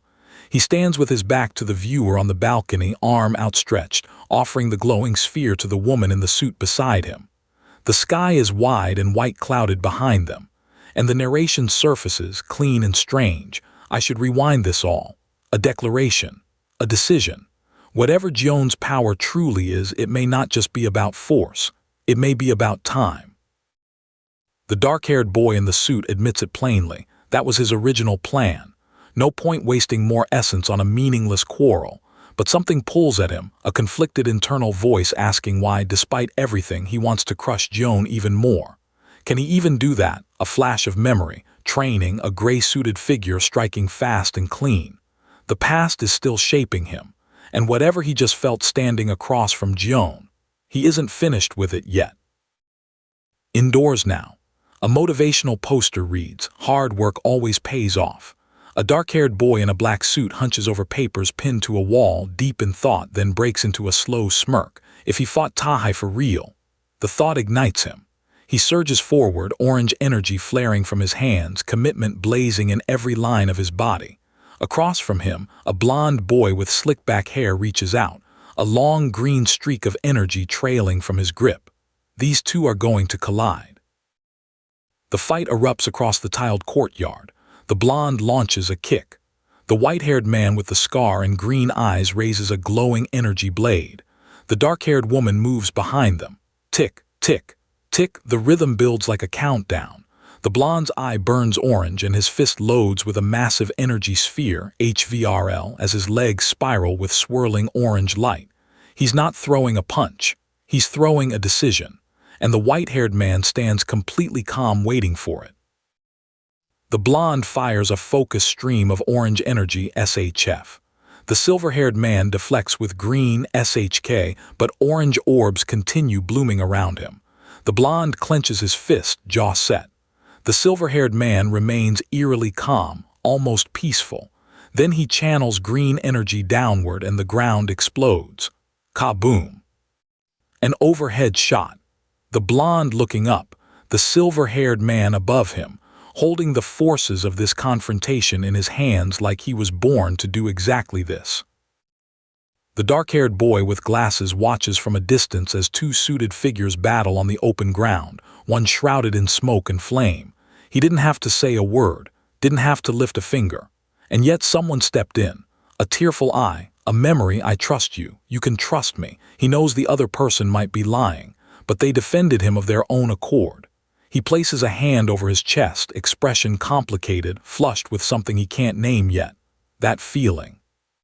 Where does it lead? Last time a blood-soaked hand and a choice with no way back. Now two men face each other on sun-warmed tiles and the air between them crackles with history. The blonde smirks, telling the scarred, dark-haired Mr. Jeon that he's gotten stronger. But Jeon, his expression tight with anxiety, denies it flatly. The blonde waves him off. He's no psychopath, he insists. He doesn't hurt people with his abilities. Not casually, not without reason. During Capture the Flag, he was holding back. The blonde raises his hands and a massive swirling orange energy orb blooms into the sky like a second sun. And the dark-haired woman in the black suit moves through the air beside him, her long hair trailing reddish flame like wings. This wasn't a training exercise anymore. This was a declaration. But not everyone is impressed. Dahi, the pink-haired girl with a scowl sharp enough to cut glass, has seen enough. She storms toward the blonde seal, demanding to know why he's wasting essence when he was supposed to be strategizing with Sayeon. Arms down, she snaps. The brown-haired boy beside her looks completely unfazed. Some chaos, it seems, is simply Tuesday. The orange-haired Min stands in the open air, his left eye visibly red and damaged from the fight. Someone asks if he's okay. Jesus, his eye. Min dismisses it. It'll heal in a minute. Nearby, the dark-haired boy with glowing red eyes and a subtle, unsettling smile takes one slow glance backward, then turns away. That smile, quiet, unreadable, wrong. On an urban rooftop overlooking a sprawling city, the young man in the white cap stands against a bright blue sky, tense, deliberate, watching. The cells split into pairs to scout the city and cool the friction between Cell 3 and Cell 4. Smart. Measured. But then two figures in black suits spin around, startled. Something has just happened that no one was supposed to see. The girl with long dark hair and glasses squares off against the curly-haired boy in the cap, and the words fly like punches. She lays into him. During Capture the Flag, he nearly lost his grip, and if Min hadn't stepped in to save him, it could have been catastrophic. He fires back that he didn't lose his grip. She doesn't blink. Do you really believe all the things you say? 3 suits, 3 sets of crossed arms, and one argument tearing through the middle of them. The dark-haired boy challenges the glasses-wearing one. Your actions and your words don't match, he says. Why pretend to be a goody two-shoes?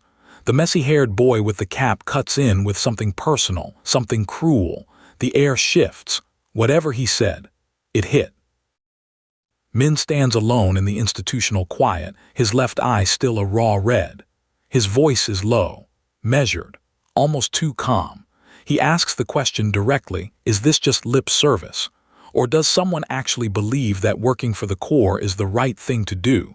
His expression carries no anger, only the specific weight of a man who has been lied to before and is deciding whether to be lied to again. A classroom, a different kind of battlefield. Two girls with light brown hair approach Sayeon's desk, all sweet smiles and poisoned words, borrowing her chemistry notes just for a few days. You're so smart you don't need them anyway. Inside, Sayeon is screaming, contain yourself. Don't act rashly, just focus on your goals. Outside, she smiles. She agrees. She hands over the notes. The boy in the green hoodie holds up his phone. Sayeon's notes are circulating through every class group chat. He's outraged on her behalf, urging her to do something, tell them off. But Sayeon, dark-haired, glasses perched on her nose, a slight smile playing at her lips, delivers the most perfect answer. She's not in any class group chats. The chaos finds no purchase in her. But the phone doesn't lie. Sayeon's classmates are vicious in group chats. She's rich, she's stuck up, she has servants, she thinks she's better than everyone. Outside, rain falls as two girls walk under umbrellas, one of them laughing that Sayeon never comes to pick her up. Sayeon reads it all with the stillness of someone who has been reading this exact story about herself for years. Inside a rain-blurred car, a girl sits with dark thoughts and dark company. In a house, another girl in red covers her face. Someone off-panel is calling her spoiled, undeserving. The texts are vicious. Her hair, her style, her relationships, all dissected and discarded. And then a man's hand reaches out with a sharp, decisive snatch. Some things are taken before anyone has time to resist. Yale walks alongside Sayeon on a dim street, and his words are simple and honest. They're being jerks, what they said isn't true, don't look at that. But Sayeon shakes her head. She doesn't care what they say. She doesn't care if the whole grade has copies of her notes. Really, she tells him, it doesn't matter. And the most heartbreaking part, she almost sounds like she means it. The corridor, the boy in the green hoodie catches up with Sayeon, calling her name. Then he says it, you're the most powerful person in the region, you know that? You're really incredible. A smile spreads across his face. Sayeon blinks, a faint blush crossing her features. It's such a small thing. A simple sentence. But in a world full of cruelty, someone saying you are incredible means everything. Unlike the rest of your family, you're a moral person. The words drift through a blue smoke haze. That's why you don't get angry. That's why you smile and bear it.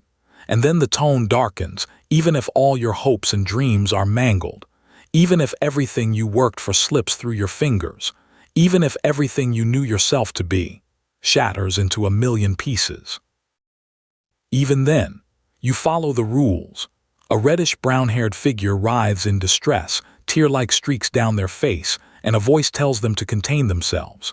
Just smile and bear it, Sayeon. A figure in a white shirt and yellow vest stands with their back turned, face hidden in shadow, delivering the final instruction. Don't throw your life away over a personal grievance. The light at the end of the tunnel becomes a distant star. From the shadows emerges a tall man in a black suit, and his smirk is the most unsettling thing in the frame. Personal grievance. No. This is simply the right thing to do. A character with dark hair and glasses recoils, asking if Officer An really killed someone and why. Then a white-haired woman with a red mark across her face leans in, all cold elegance and surgical precision, asking who stood by and let it happen. The man with glowing blue eyes holds his head in anguish, but his voice is iron. Everyone involved, he says. He'll ruin them all. To uproot a weed, you burn the seeds too. But he pauses. The world can't exist in anarchy. He understands that. The aberrant core represents a flawed order, but order nonetheless. His body language speaks both collapse and ferocity. He hasn't broken. He's become something sharper. A red-haired man in a bright red blazer speaks from shadow. Some order, even flawed order, is better than none. Then the dark-haired girl with glasses turns the conversation towards something urgent. Flaws can be fixed, she says, if the right person is dedicated enough. She looks directly at the young man in the baseball cap, arms crossed. And that someone is you? The question hangs in the air like a dare.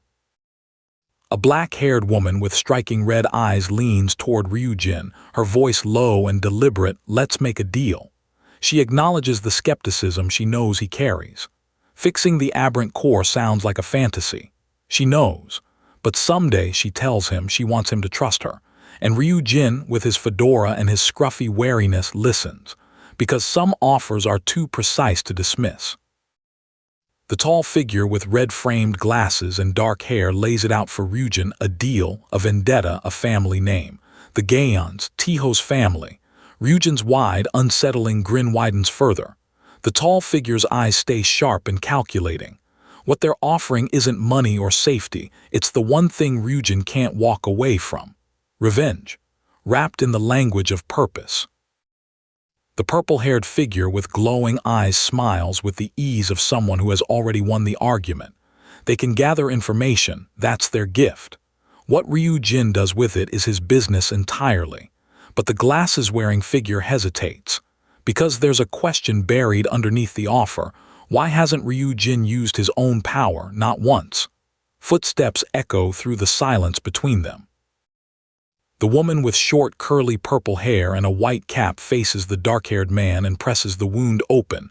Every timeline, every scenario, he hasn't used his ability once.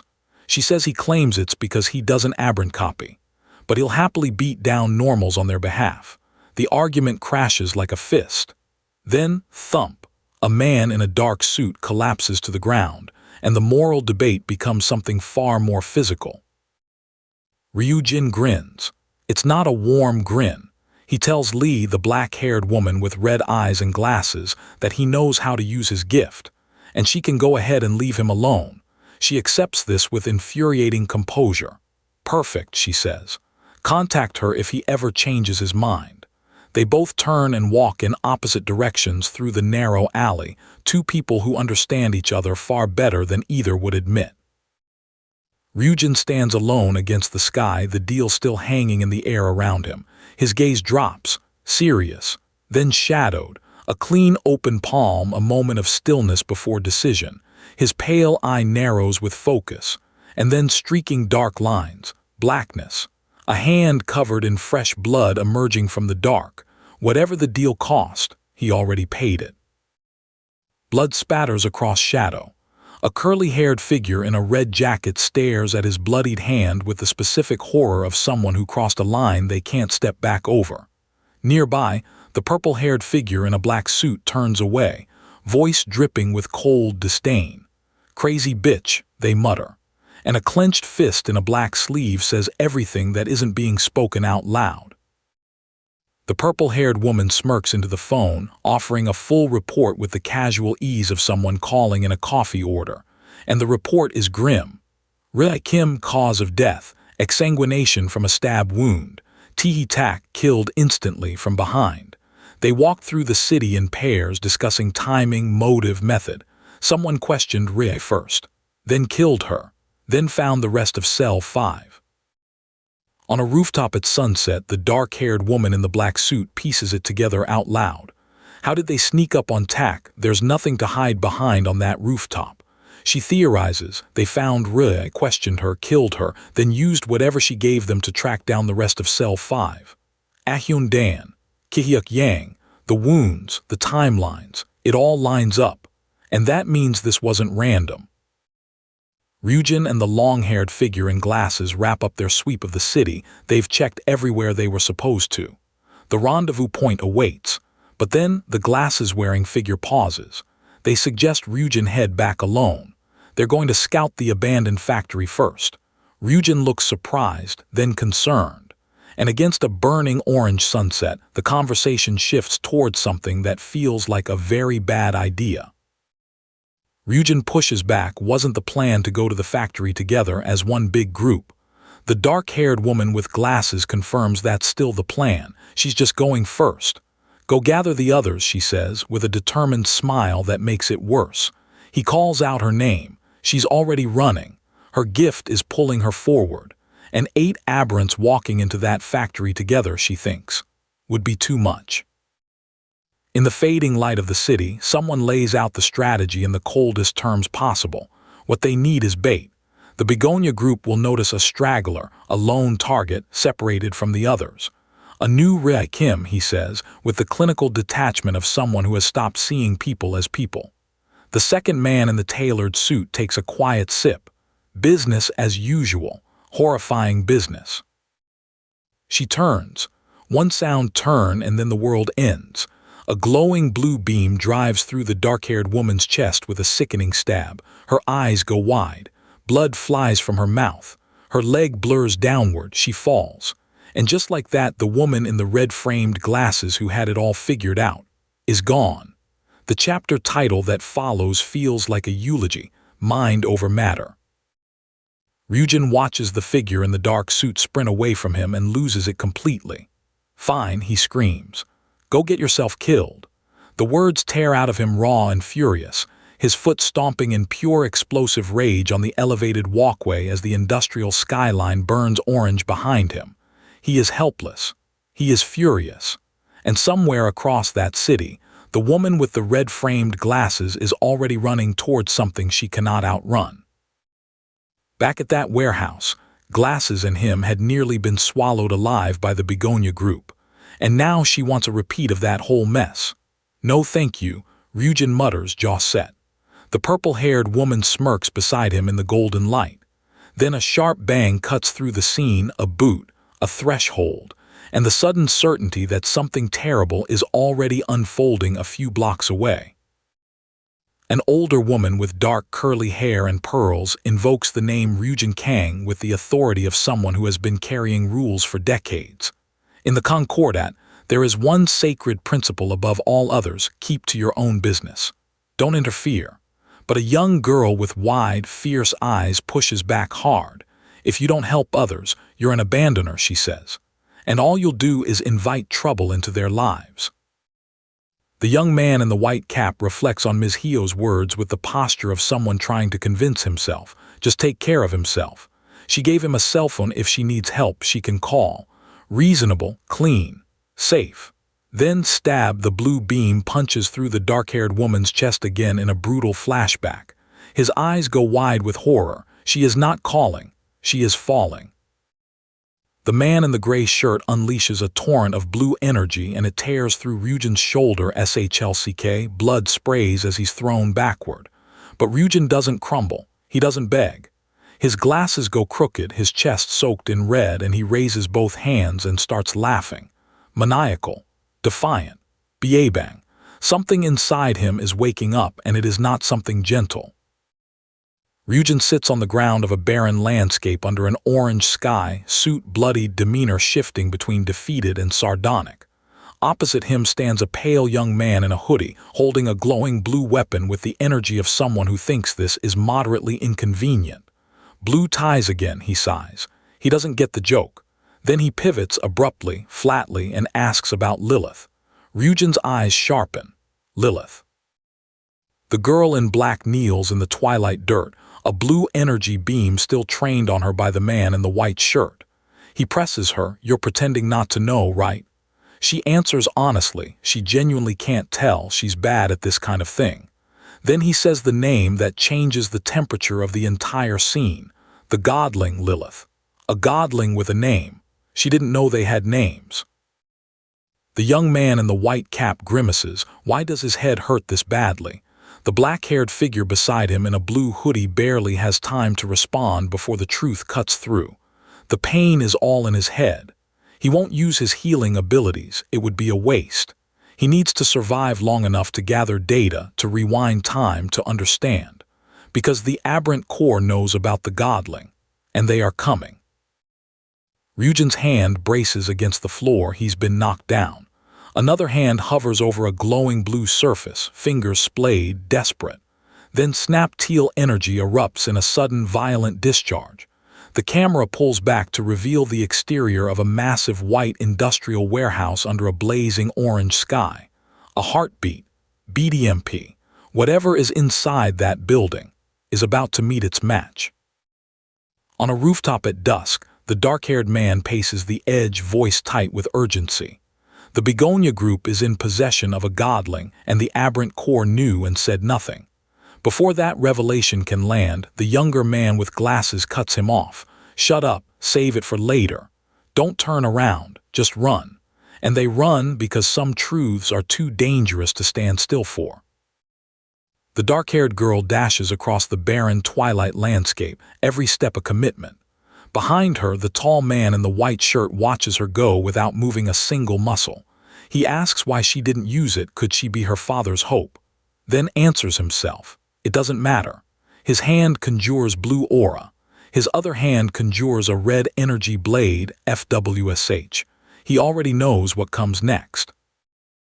"Yes, I do." 3 words on a dark red background cut with sharp blue lines. Then the title drops like a verdict hand jumper, "Cage Fight." And a young man in a sleek white outfit steps into view, short dark hair, eyes hard with betrayal. He tells whoever stands across from him, with the quiet devastation of someone who believed a promise, "This isn't what you promised me." A young man with gray hair and violet eyes crouches with a cigarette, voice laced with casual disdain. The man on the ground, Mr. Guac, calls him by a name he's told him not to use. "Fine," he sighs, "Father Hope. What kind of priest smokes?" The sarcasm deflects. But underneath it, a real promise surfaces. Someone once told him he could use his talents within the Begonia group. That promise, apparently, has not been kept. "Do you know what's happening in this building right now?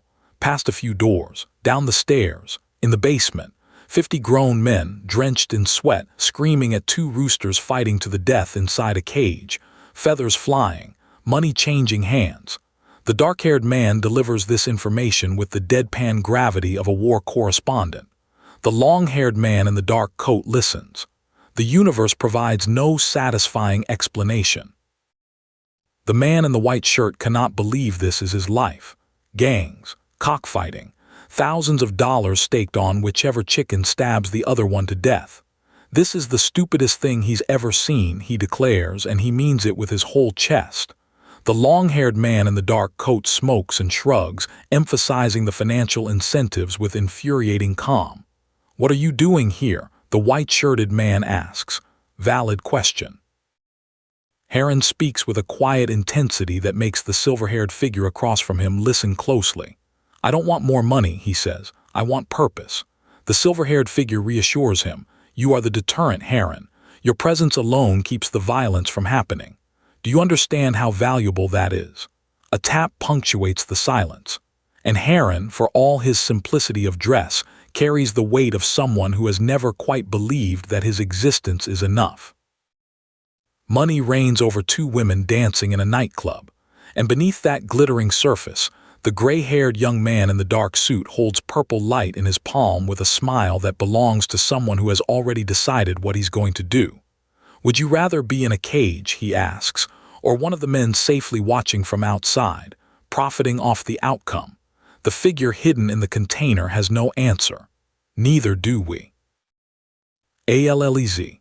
The call rings out and 2 white-clad fencers clash foils tang in a basement training strip. The dark-haired man's mask is barely open before the beep sounds and his eyes go wide. Sweat, surprise, he's been scored on, but he pulls the mask off with a grin. "Easy," he says, cool, composed, confident. And yet that flash of shock behind his eyes tells a different story entirely. What game is he really playing? Last time the fight between Sayeon and Min pushed both of them to their absolute limits, a training session that became something far more dangerous. Now we pick up in the chaos that follows. He'd rather be the rooster. That's the declaration echoing in the protagonist's mind as blue energy crackles from his fist and he strides forward with iron purpose. Ahead of him, a smaller dark-haired figure bolts through the orange-tinted street, sprinting desperately toward a door in a plain wall. The chase is on. Heron explodes through the door burst and his striking cyan eyes sweep the ruined interior in an instant.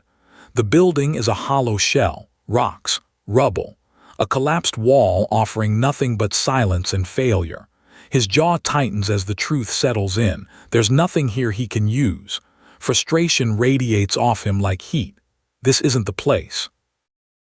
In the ruins, a long dark-haired figure in red-framed glasses holds a brick and knows it won't save them. Not this time. Then a blue energy beam screams through the air with a SHLCK and tears into their arm. Blood splatters. The brick drops. The attacker, wrapped in swirling blue energy, plants a finger into the cracked ground like a warning shot. Those glowing light blue eyes behind the glasses widen not with rage, but with fear. A snap and suddenly he's airborne between the urban buildings, the orange sunset blazing behind him.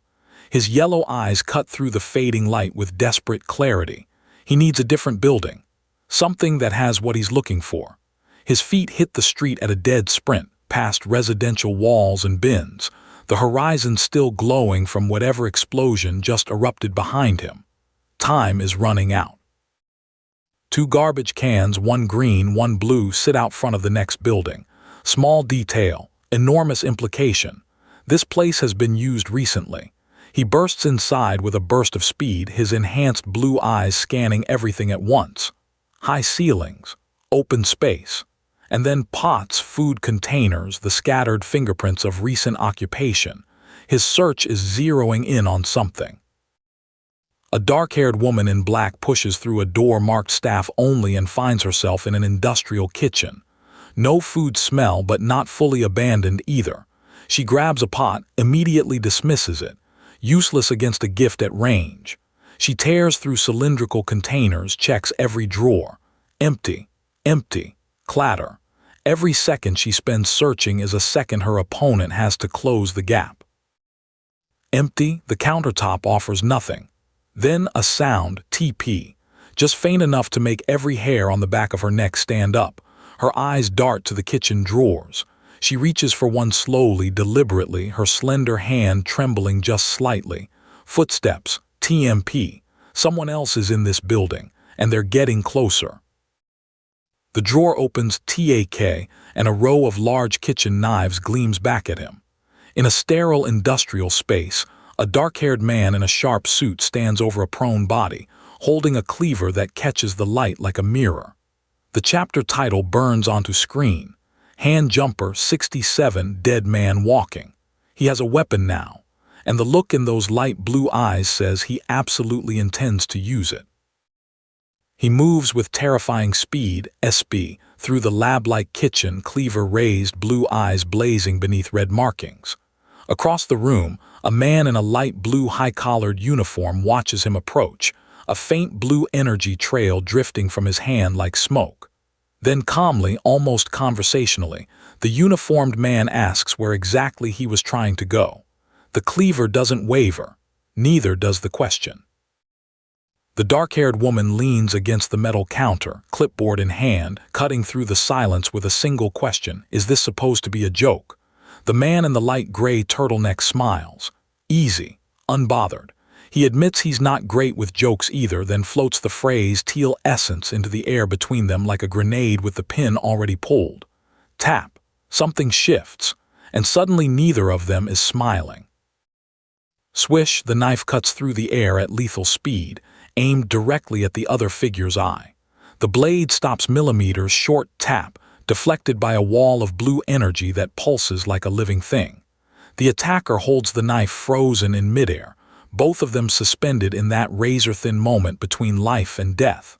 One blue eye glows back at him through the near miss, unblinking. Swoosh, the charging figure closes the distance in an instant. The man in the white shirt barely has time to ask the question forming in his throat. Are you going to kill me?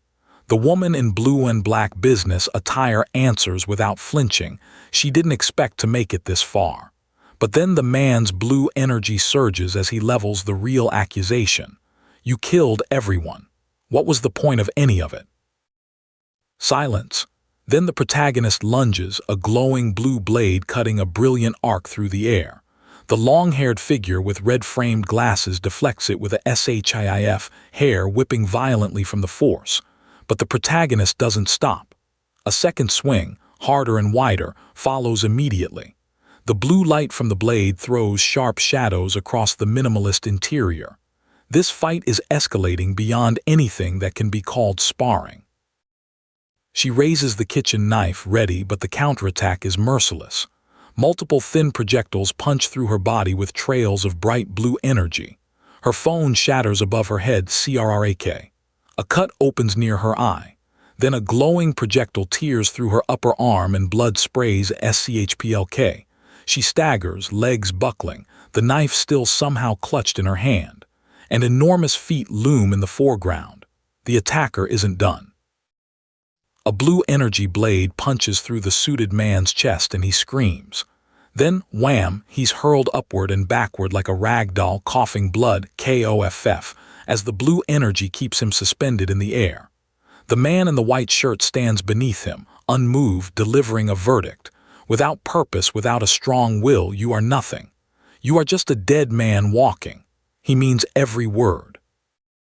The dark blue-haired figure in the suit reflects on the blue ties the other trainees sent here before them. What did they believe in? What were they working toward? Nothing. Weak-willed, passive, easily broken. So the aberrant core put them out of their misery. The words are delivered without remorse, without hesitation. Somewhere across the room, a figure with a distinct blue eye and tied wrists listens in grim silence. The protagonist's blue eyes absorb the words slowly, the full weight of them settling like stones. The aberrant core sent them here to die. Ill-equipped, uninformed, unprepared, not by accident, by design. They are whittling down the numbers until only the best remain, then tying a rope around even those necks. And then, in the pause between realizations, a single quiet thought. Oh, wait. The woman in the dark suit and red-framed glasses looks down at the blood on her arm and asks the question that changes everything, unless she's already killed him. Her eye closes. Then a flash of abstract vision, glowing blue eyes connected by a green line, two figures tumbling in midair. When her eyes open, she's standing with a large kitchen knife in each hand, blood soaking her white shirt. The green lines stretch across the sterile room like a tracking system. She can see something no one else can. Her glowing blue-green eyes replay the room from the moment she entered it, an open drawer of sharp instruments, a dark-suited figure reaching toward a counter, and then a body hanging upside down, distorted by the vertical lines of temporal recall. She can feel it. The ability to rewind back to her first moments in this room is not just memory, it's a weapon, and she's calculating exactly how to use it. The clock reads around 1:20. She can't rewind again, not today. Too much essence already burned. If this plan fails, it's over, truly over. But the kitchen around her is cluttered with pots, pans, knives, containers, every obstacle also a potential weapon, her one remaining trump card. Her bleeding hand trembles at her side, crimson streaking down her fingers. The thought hammers against her skull, if she can't pull this off. A blood-soaked hand, dark red dripping onto light blue tile. The image is visceral, unforgettable. Then the title card erupts onto screen, hand jumper 68, no holding back. And there she is, long dark hair, red-framed glasses, blue tie, dark stains spreading across her suit, leaning against a tiled wall with a glowing blue light across her body. Weary, wounded, but not done, not even close. She laughs, bleeding from the arm, pressed against a textured wall by the man in the light blue shirt. She laughs, ha ha ha ha, and it echoes through the room like something broken. His blue eye flashes with surprise. He calls it nice, notes that she isn't dead yet. And then her grin spreads wide, her own blue eyes glowing with something that looks less like courage and more like complete gleeful madness. She is absolutely still going to fight back. The man in the dark suit and glasses grins with manic energy, telling his opponent that none of this feels real, this world is just a story on rewind. His opponent in the white turtleneck holds a glowing blue orb, half laughing in bewilderment. Getting stabbed doesn't hurt so bad the third time around. Then snap, a sudden shift. The orb flickers, his expression turns to confusion. A quiet, terrifying what escapes his lips. A silver-haired boy in a white shirt and blue tie stands with tears tracking silently down his face, asking, "Are you afraid of hurting me?" The dark-haired boy across from him, holding a drink with an almost casual ease, doesn't quite understand the question. "Not really afraid," he says. But then the silver-haired boy points out something. "You pull your punches sometimes." And that observation lands somewhere uncomfortable, because the dark-haired boy didn't even know he was doing it. In a dim, shadowed room, a young woman with long dark hair and white blouse taunts her silver-haired opponent with cutting precision about his insecurities. He fires back green energy slicing from his hand, expression taut, but she has already moved past his defense. Just how much damage an aberrant can take, she muses coolly. Then she sees something on the floor, someone, and the confidence drains from her face instantly as she cries out a single name, Min. The dark-haired man in the light blue shirt reflects that he barely used any essence today, and yet the damage done is clear. The blonde man in the white jacket considers quietly that with more experience, someone could have recovered from that kind of injury, if they hadn't frozen at the sight of it.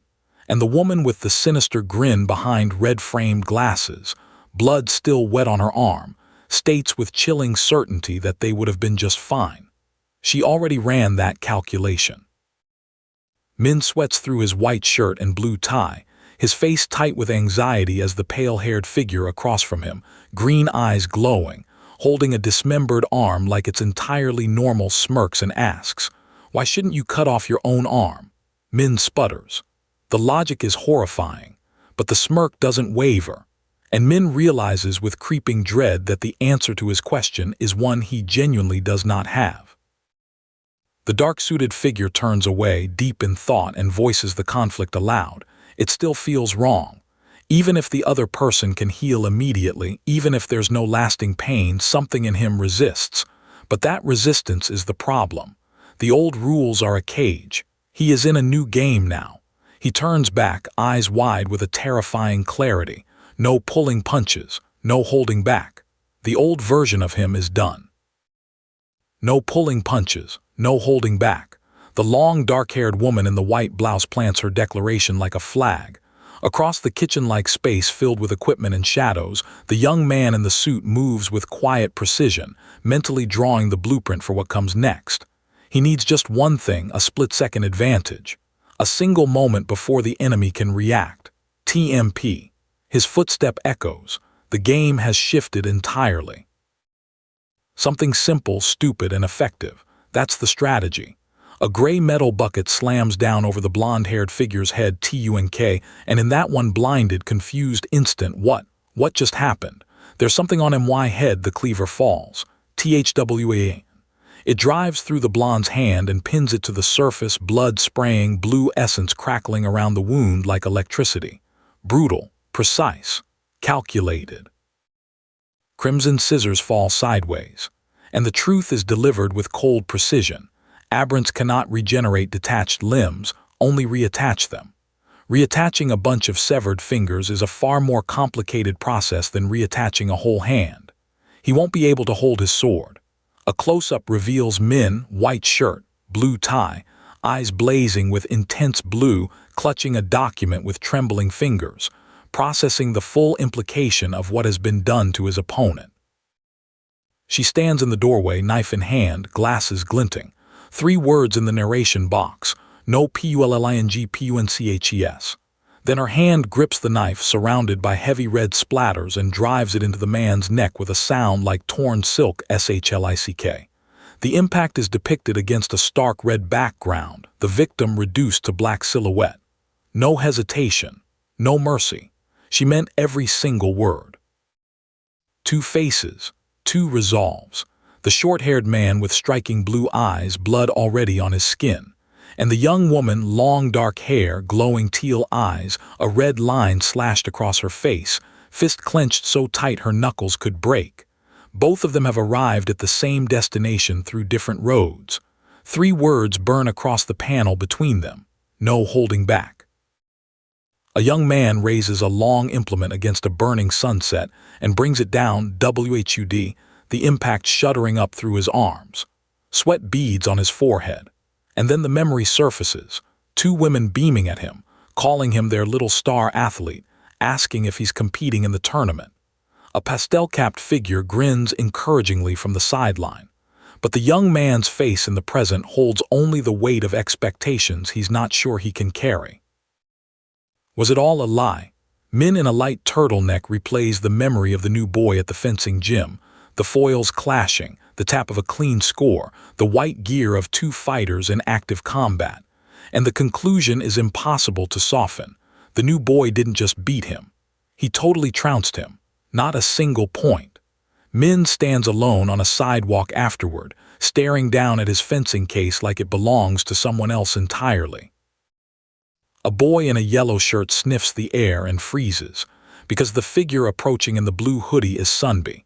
Instantly, the anxiety floods in. What is Sunbi doing here? To gloat?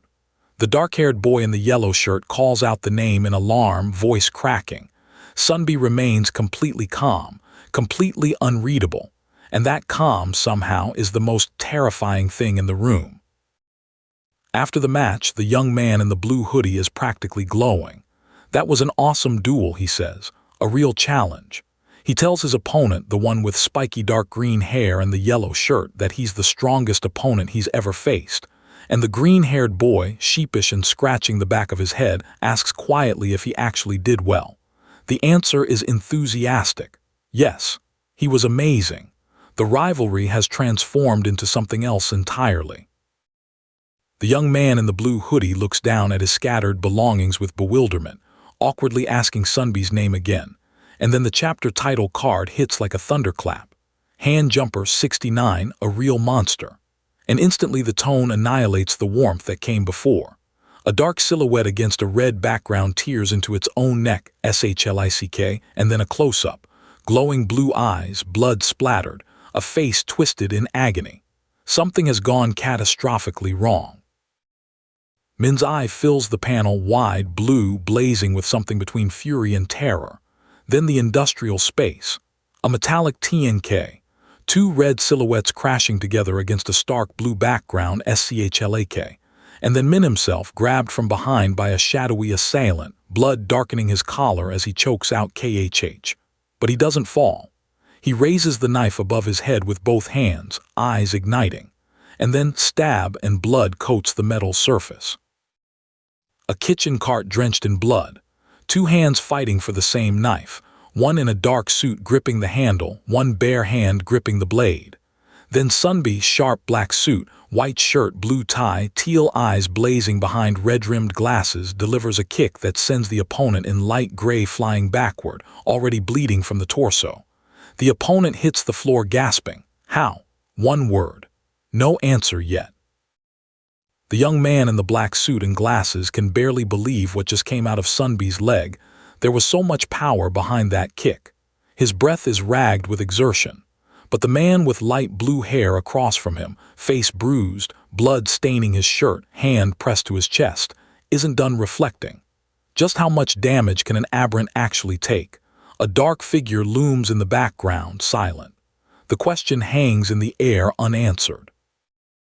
She stabbed him in the neck, twice in the lungs, and he's still standing. The woman with glowing teal eyes and red facial markings grips her knife, her mind racing through every option and finding nothing left. No essence to rewind, barely enough to enhance her strength. But the man she's fighting, covered in his own blood, smiling, declares the fight amazing, a proper fight. He looks at her with something dangerously close to respect. You actually beat me, he says, a true opponent. Min stands in the industrial shadows, fist clenched, blood on his knuckles, and confronts the brutal arithmetic of his situation. He's used everything, every last reserve. A shadowy figure calls him a baby blue-tie trainee, the dismissal landing like a punch. He thinks about his ruined fingers and whether she calculated that too. His rapier. The few seconds he might be able to hold it, but not with this hand. Not anymore. He's been taken apart piece by piece.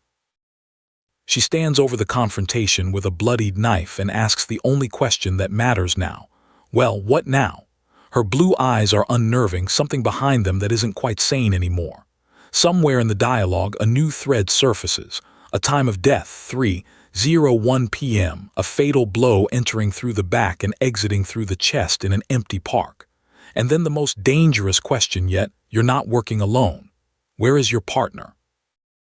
He raises his left hand, white shirt stained deep red, blue eyes gleaming, sinister smile perfectly in place. He's reveling in his own power. Then, PF, and the scene cuts to a bathroom with dark tiles where another figure in a black suit and glasses suddenly senses something. Purple essence. An illusion. But what kind of power is this? He draws his sword in one fluid motion, SHLK, and his eyes sharpen with the focus of someone who has just realized the threat is far bigger than he thought. A body slumped in a black suit, neck wound bleeding crimson against a stark red backdrop, and the woman in the dark suit, glowing teal eyes cracking with panic, grips her knife and screams internally what she cannot afford to say out loud. Shit, shit, shit. She doesn't have the essence for this. She cannot rewind. The thought repeats and repeats in her mind like an alarm she has no way to silence.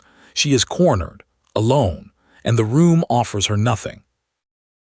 Min, dark suit, yellow shirt, blue tie, glowing blue eyes behind glasses, face half-masked in bandage, grips his knife against a blood-red background. SHNK.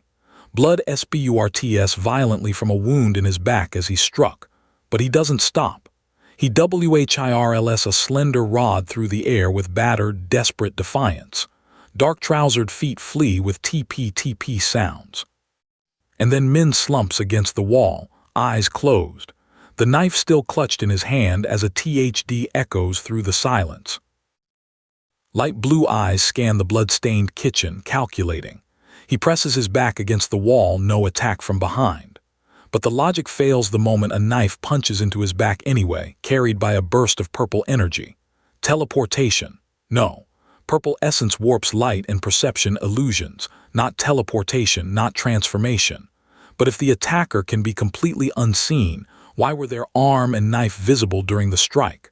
The contradiction gnaws at him even through the pain. A shadowy purple-clad figure levels a weapon from the dark, and the girl in the white top, blood streak crossing her face, smile wide and unsettling, calls out to the phantom figure in the glowing blue suit at her side. Heal. He gestures urgently, his ethereal hands moving with frantic energy. Then louder with everything she has left. Heal, damn it. BDMP. Whatever is happening inside her body right now, it is a race between death and something that might just be stronger. He drops to one knee, THMP, blood dripping from his nose, his mouth, cuts carved across his face in a dozen places. Both knives still in his hands, suit sleeves soaked crimson. He looks up, confused at the silence behind him. And then Faye's Father Hope of the Begonia group steps out of nothing. Short gray hair, glowing purple eyes, a smirk that belongs to someone who has been watching this entire fight from somewhere unseen. And he has arrived at exactly the wrong moment for everyone in this room. Last time Father Hope stepped out of the shadows just as the kitchen descended into chaos. Now the aftermath reveals itself. Sayeon stands utterly spent, dark blue hair falling across a face etched with exhaustion, one faintly glowing purple eye the only sign she's still fighting. Father Hope studies her with that infuriating smirk, genuinely curious how this girl, drained to the bone, managed to defeat Hiron. She already knows the answer. Healing burned through the last of her essence. She overestimated herself, and now he wants to know everything about her gift. Meanwhile, somewhere else in this blood-soaked building, those light blue eyes are still calculating. There is an answer to this puzzle. There is a correct, optimized response. But no rewinds remain, only one shot at getting this right. And then no hesitation. A dark hooded figure swings a long staff with brutal precision, driving it directly into a light-haired opponent's left temple. Blood sprays, bone-cracking impact. One chance. Taken. The fight isn't over. A brown-haired figure in a white cap and black suit drives a metal pipe into a shadowy knife-wielding opponent with everything they have. Then the gray-haired fighter moves fast, impossibly fast, and the pipe swings again with a devastating swoosh. A dark-eyed character snaps their gaze sideways in pure shock. And when the dust settles, a sterile white-tiled room tells the whole story, blood on the floor, a discarded pipe, and a gray-haired figure kneeling with a knife, beaten but not broken. Then he arrives, the man in the white cap, red eyes wide and blazing, rushing toward a man on his knees bleeding from everywhere. The injuries are catastrophic. The capped man practically screams, "What happened? Why is there this much blood? Is he dying?" And Glasses, calm as ever through a ruined face, delivers the most infuriating possible response. He's late. That single word detonates something. Late. He shouldn't even be here. In a burst of manic fury, he rips the bloody knife straight from Glass's hand. The boy with curly purple hair and a cap tries to piece together their invisible enemy. Can this person actually turn invisible? That's the question hanging in the air. But across the room, the dark-haired girl with glasses and cuts across her face allows herself one moment of relief. She texted the others. They should be coming. She looks at the one who showed up for her actually showed up, and the emotion nearly breaks her. So relieved she thinks she could die. Then a voice cuts through. Hey, Lee. Sayeon Lee, dark suit, blue tie, face streaked with blood, lies on the ground. Light blue eyes open but unfocused. The cap-wearing ally stands over her, knife in hand, voice cutting sharp through the silence. Stay awake. Sayeon Lee, stay awake. The command is urgent, almost desperate. Outside, through a window or an open door, a sunset bleeds orange across the sky, a world moving on, indifferent to the wreckage inside. She has to hold on. A bang shatters the air as the brown-haired fighter in the white cap clashes again with the shadowy figure in black. But even mid-fight, his mind goes somewhere else.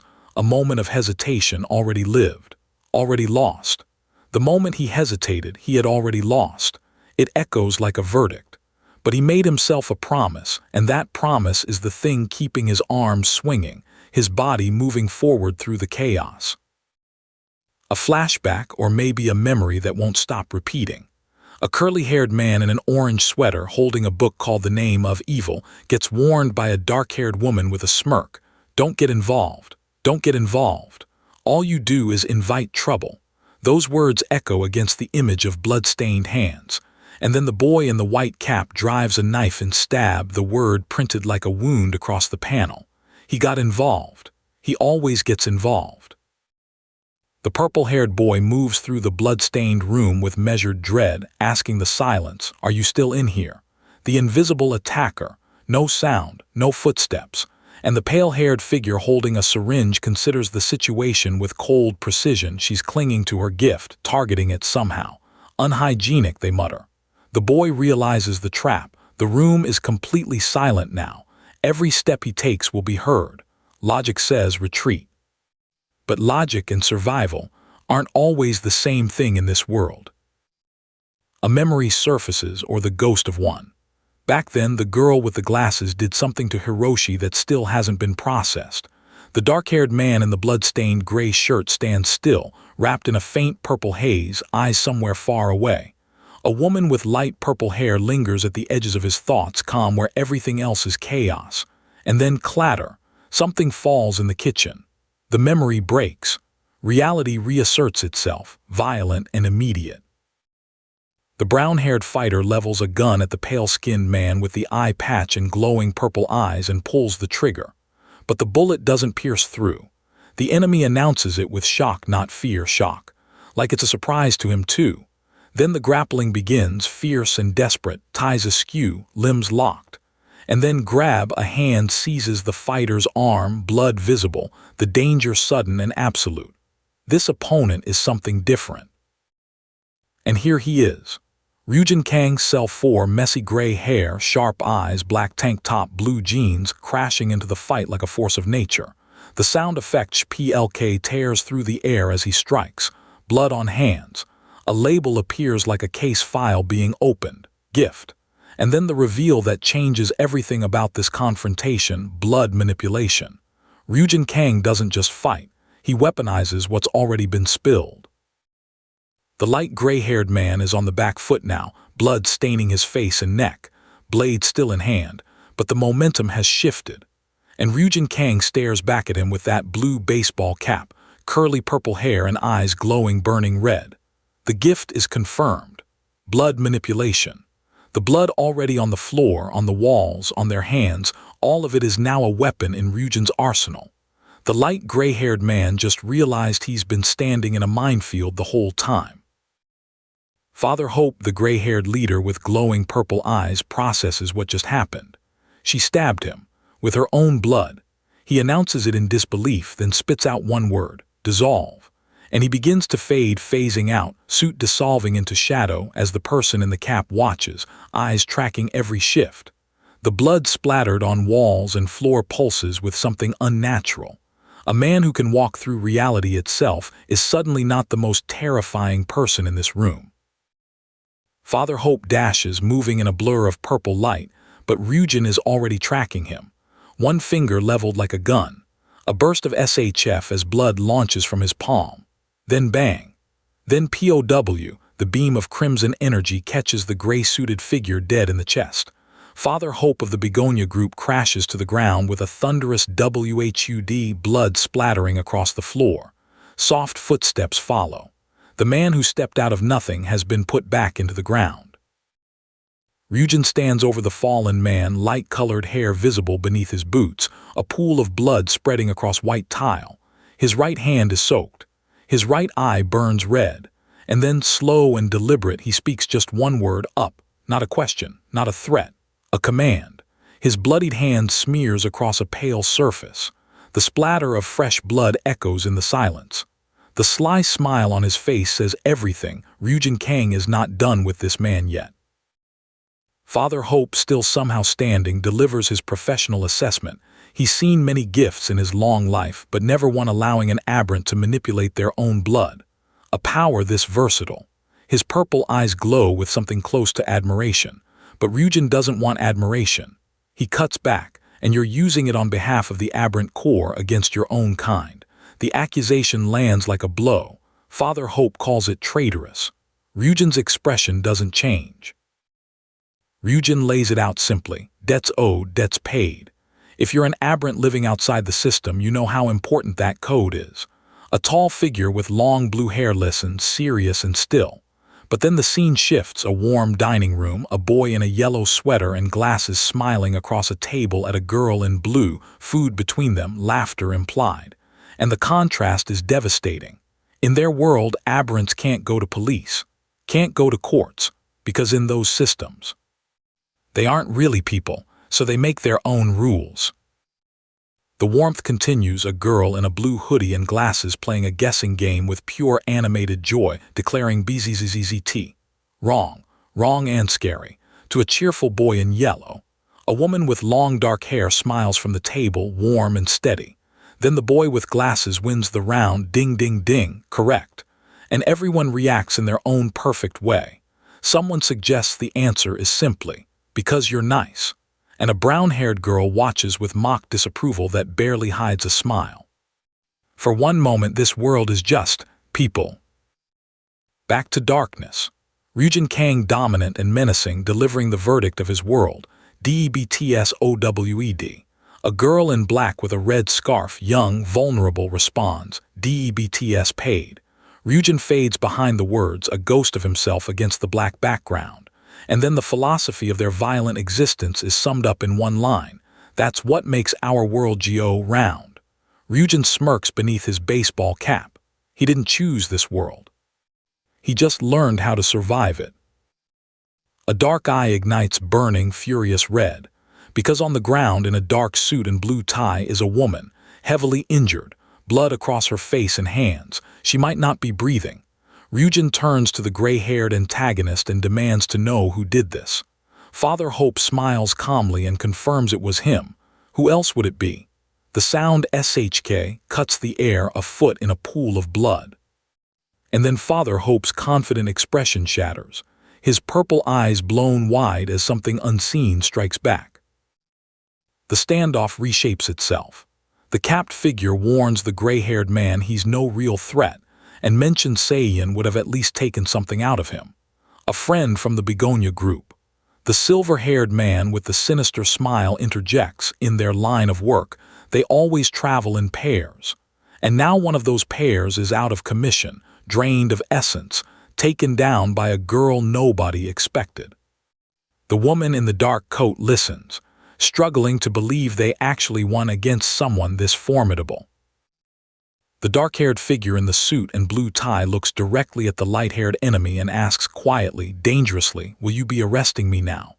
Then, without waiting for the answer, a foot drives down onto a leg with a sickening pop of blood. The gray-capped figure steps over the writhing form and announces it plainly. "This is a new debt. You and your partner both owe us." His eyes glow red and hot with fury as he curses the aberrant core. Then, get out, before the others arrive. The light-haired figure goes pale. The kitchen is a crime scene.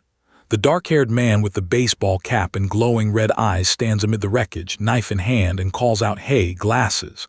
Then the sound hits before the meaning does. Slap, sudden, purposeful. Darkness follows immediately, punctuated by the tiny glint of a small golden earring catching the light as it falls. And then the frantic call breaks through. "Sayeon, wake up. She's unconscious." And in this building, unconscious might mean something far worse. Somewhere beyond the blood and the broken tiles, something cosmic stirs. A figure with long, wavy blue hair and glasses stares into the void with wide, searching eyes, caught in a place that is not quite here and not quite anywhere. A silhouette gets swallowed by a spiraling vortex of light. Stars pulse in a black sky that feels ancient and infinite. And then a red fox figure in a formal suit appears at the edge of the dark, watching, always watching, whatever is happening to Sayeon right now. It is not medical. A girl calls out to her mother under a dying sky. "Mom." The word is hesitant, loaded with unsaid things. The tall woman with long dark hair and striking red earrings stands with her back straight and her heart somewhere else entirely. Her only response is to talk to the air. The girl sweats quietly, clutching something about a book, about what it was supposed to teach people. And another voice, implied and male, suggests he understands the real reason she won't leave him alone with her. She thinks he's unstable. The dusky sky holds no answers. Then the scene shifts to something intimate and immediately threatening.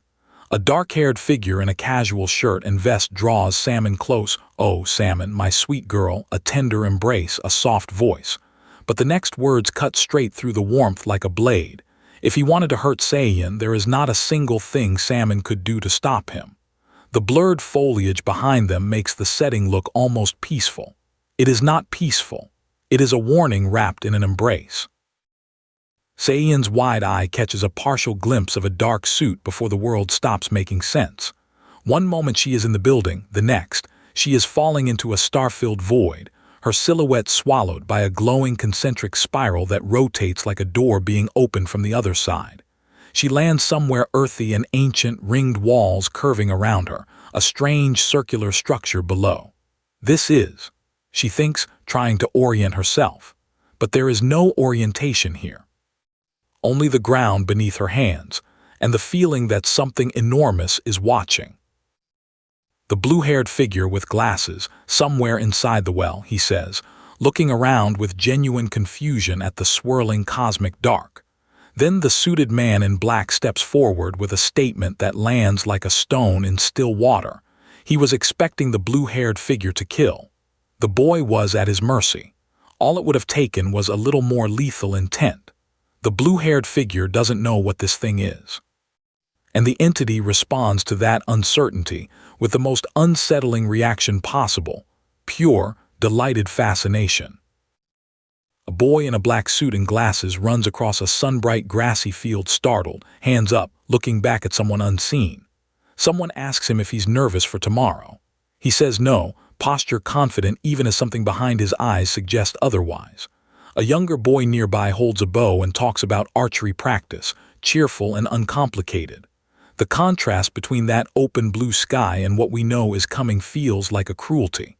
There's nothing mysterious here, the suited boy insists. But the field stretches on, and not everything hidden announces itself. Two boys excitedly plan something. It would be awesome, they agree, the energy young and bright. Then a man in a dark suit with slick-back black hair steps into the frame. "Ko, you may not recognize me," he says. And neither does the bloodied character watching this unfold, white shirt, blue eyes wide with shock and dread as a shadow grows behind the suited figure and the scene bleeds red at the edges. This is a memory now, a memory of the moment everything changed. And the suited man simply says, "Oh." Sayeon, dark blue hair, red-framed glasses, black suit, stands in an open field with a swirling dark portal crackling behind her. A young man in a light blue sweater faces her, bewildered, grasping at explanations. She challenges him. He's supposed to be intelligent, make a guess. He does. Either this is a hyper-realistic fever dream, he says carefully, or some inhuman force is communicating with him. The portal writhes behind Sayeon like something breathing. She doesn't look surprised. She looks like she already knows which one it is. A radiant golden figure gestures toward the blue-haired man with glasses, a Godling. Well, the word shatter cuts through the cosmic space, and a disembodied eye speaks with unnerving familiarity. They've spoken before, little girl. The entity's powers are imperfect now, waned since it lost its host. That's why she can't entirely remember. The voice knows her, has known her perhaps for longer than she's been alive. And the blue-haired figure watches all of this from the periphery, trapped in a dimension that isn't his. The dark-haired man in glasses, black suit, blue tie, he nods with a slight smile and identifies himself simply. Host, my partner. And then the history lesson begins. Before the age of men, there were two kinds of blessed. First, humans born with traces of Godling blood, depicted as stylized red and white figures moving through history. Second, humans appointed as a Godling's champion, shown as a crowned figure bathed in golden rings, a white-armored knight held upright by shadowy hands from behind. Even in the old days, those champions were exceptionally rare. Godlings are bound by covenant to their champions. The entity explains, the champion gives a portion of their humanity and receives a portion of Godling power in return. Most of the brethren were too proud to trade their strength away. Not Ko.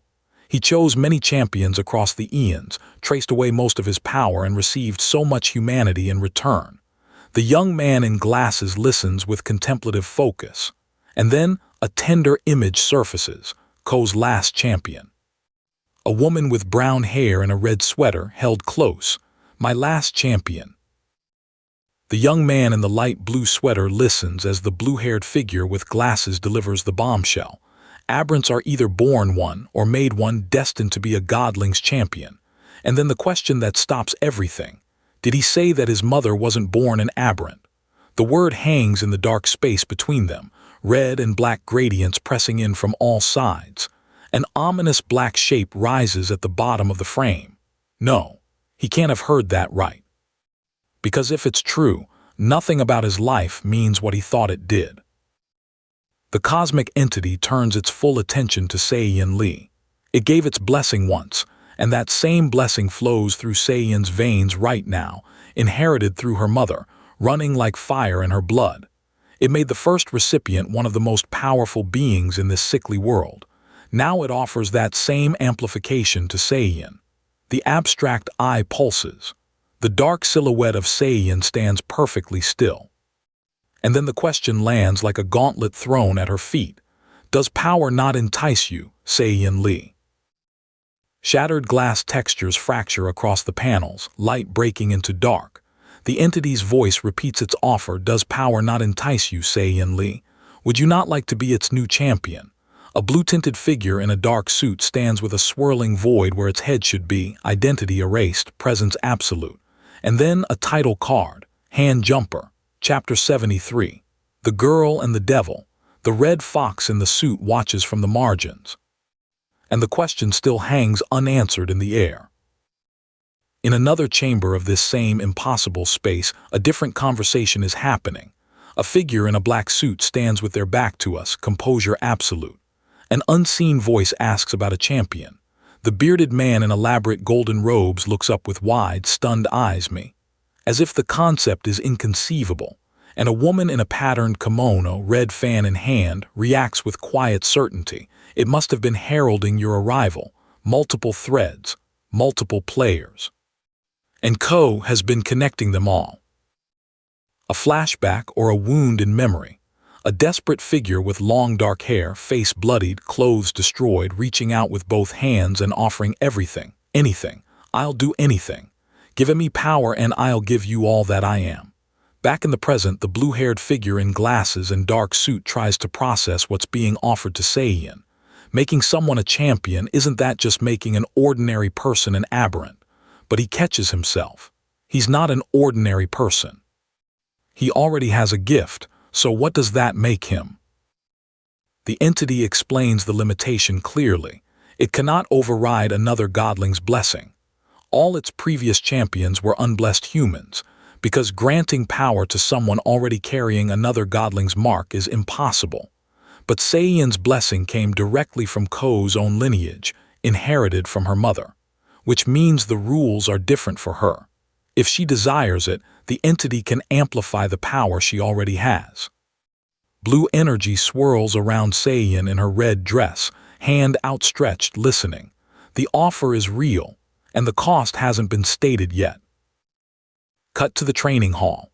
Instructor Sang, level 9 officer, dark hair in a bun, green eyes like knives, addresses her students with the absolute certainty of someone who has broken her own limits and come back changed.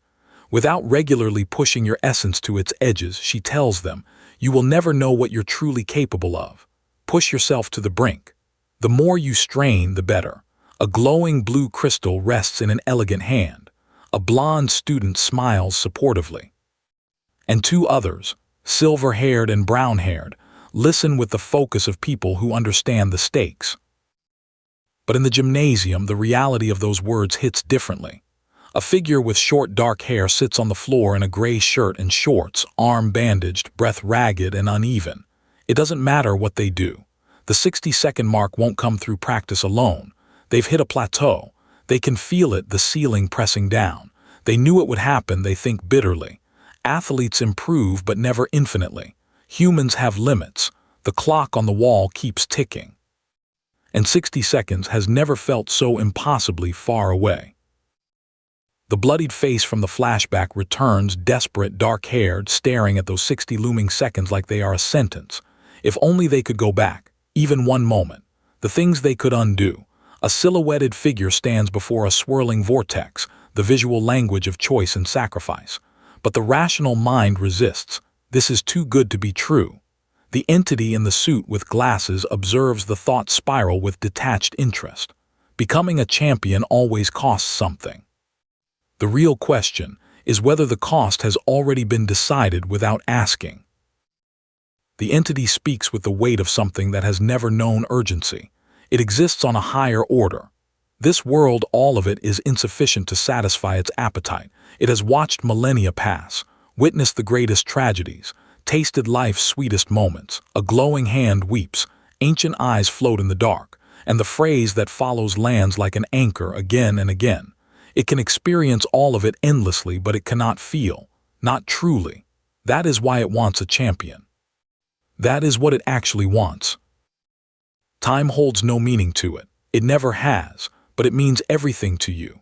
The clock panel repeats again and again, and a swirling eye declares its indifference to time with the ease of something eternal. But then the boy with long black hair and glasses in the dark suit asks the question time has taught him to ask. What if he could have prevented that boy's death? What if he hadn't encountered his schoolmates that day? What if he had stopped his sister? A red-lined eye closes around the memory. The pain is genuine, and the entity knows it. A character's face opens wide with shock, pupils contracting, lips trembling. The slick-haired figure in the black suit stands with its back to them, speaking like it's reciting poetry. Your life is a ticking clock, no second chances. That desperation, the frantic quality of every waking moment knowing that time only moves forward, fills your every breath. And the entity admits what it truly wants, a taste of what you can feel.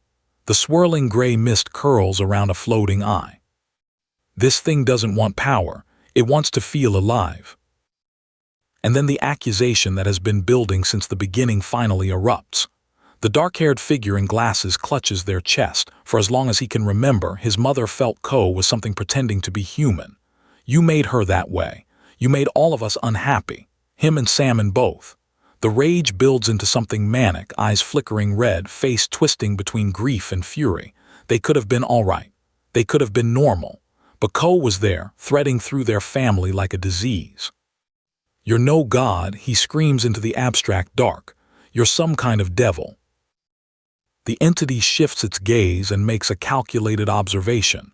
Sayeon is communicating with Salmon. She must have inherited that connection. Which means Salmon is also connected. And then the red-haired figure with glasses lays out the logic coolly. Salmon is older, stronger, more dangerous, more ambitious, more charismatic. In every measurable way, Salmon is the better candidate for champion. So the real question being asked, the one hanging in the swirling abstract void, is whether Ko approached Sayeon, because Salmon already said no. And somewhere completely separate down a staircase, through a wooden doorframe, into a dimly lit interior lined with ornate shadows, a dark-haired woman in a red top and dark jacket stops cold. A glowing light blue eye with a swirling pupil floats above her like a lantern in the dark, addressing her directly. "Hey, Godling." She looks up. Her expression isn't fear, it's irritation. And her question cuts through the cosmic noise with the precision of someone who has dealt with uninvited presences before. "What are you doing?" "Inside my head." The eye gives no answer, but we already know whatever Ko wants, it isn't finished. And Salmon Lee is the key to everything. Last time Salmon Lee was revealed as the entity's preferred champion, and now the glowing eye hangs at the top of a staircase like a lantern in a haunted house. The red wolf-masked figure looms against pure black, radiating dominance, and the dark-haired man below, seated, head in hand, stares upward with disbelief etched into every line of his face. "What are you doing?" "Inside my head." Chapter 74. The Better Sister. The swirling eye-like entity poses its question into the dark. How did she determine so quickly that this was all imaginary? The young woman with short blue-black hair and teal eyes barely flinches. She leans forward, almost amused, and delivers her answer with infuriating calm. She doesn't have a throne in real life yet, so this must be imaginary. The entity explains the rules of this place. In the mental landscapes of mortals, people appear as they see themselves. The youth who saw himself as a child, the general who crowned himself a king. But most mortals don't control the entire landscape. Most. The dark figure in a sleek red-accented suit walks the surreal staircase with deliberate steps. This kind of control suggests peculiar creativity, or something far more dangerous. The man in the red turtleneck and long dark coat ascends the floating staircase with absolute conviction. This is his mind, his dominion. If he can't control this space, he has control over nothing. And then the accusation delivered without hesitation. "You ruined my mother." He stops, turns to face the void, and asks the question that has haunted him for years. "Do you know how she died?" He was 11 when it happened, and there was a tiny 4-year-old caught in the middle of it. A Godling washed up on an uninhabited island off the coast of Koryo. The government scrambled to contain it, to dispose of it quietly. But the criminal underground already knew. The aberrant corps sent their most elite operatives to Hongsan Island. The woman in the red top and long black coat recounts this with a smirk, like she's describing a chess match she already won. The most powerful aberrant employed in over a century, that's how they described her. The boss group, the Ross group, problems even they couldn't solve easily. The woman in the flowing red cape stands with 2 small children at her sides, isolated against a backdrop drenched in shadow and crimson. She was supposed to take over. That never happened, of course. And that single sentence carries the weight of everything that went wrong. The black-haired figure with red glasses pulls out classified documents with a sharp, decisive motion. Forum threads, legal rumors, years of obsessive research pieced together in the dark. They thought knowing the truth would satisfy them. It didn't. Their eyes flicker blue, a red line tracing the edge of their face as they introduce the concept that has defined their life. Not the red string of fate connecting soulmates, but the thread connecting every soul to every person they will ever affect. Red strings spread across the dark like a web of consequence. A woman's eye flickers into frame, fragmented, half-glimpsed, and then the name surfaces, Era Sun. She appears from the shadows with a manipulative smile and orange-red eyes that gleam with quiet cruelty. 28 aberrants dead, the Rose group destroyed, and at the center of all of it, her, the architect of a disaster no one saw coming. The young man's blue-green eyes don't waver as he delivers the final piece. According to the aberrant core, Era Sun ended the Godling at the cost of her own life, and she was also the one who killed his mother. That's all he knows. He faces the shadow directly now, voice steady with controlled grief. "You were there when she died, weren't you? You're the one who let it happen. Care to fill in the gaps? Make a deal with me, the entity offers, and the man immediately flatly refuses. Keep your creepy powers to yourself. But the entity doesn't retreat, it presses deeper, revealing what it sees, the same hunger for power that consumed his mother, burning just as brightly in him. The red backdrop swirls. The shadowy voice asks what price was paid to gain power and whether gaining it was worth losing one's humanity.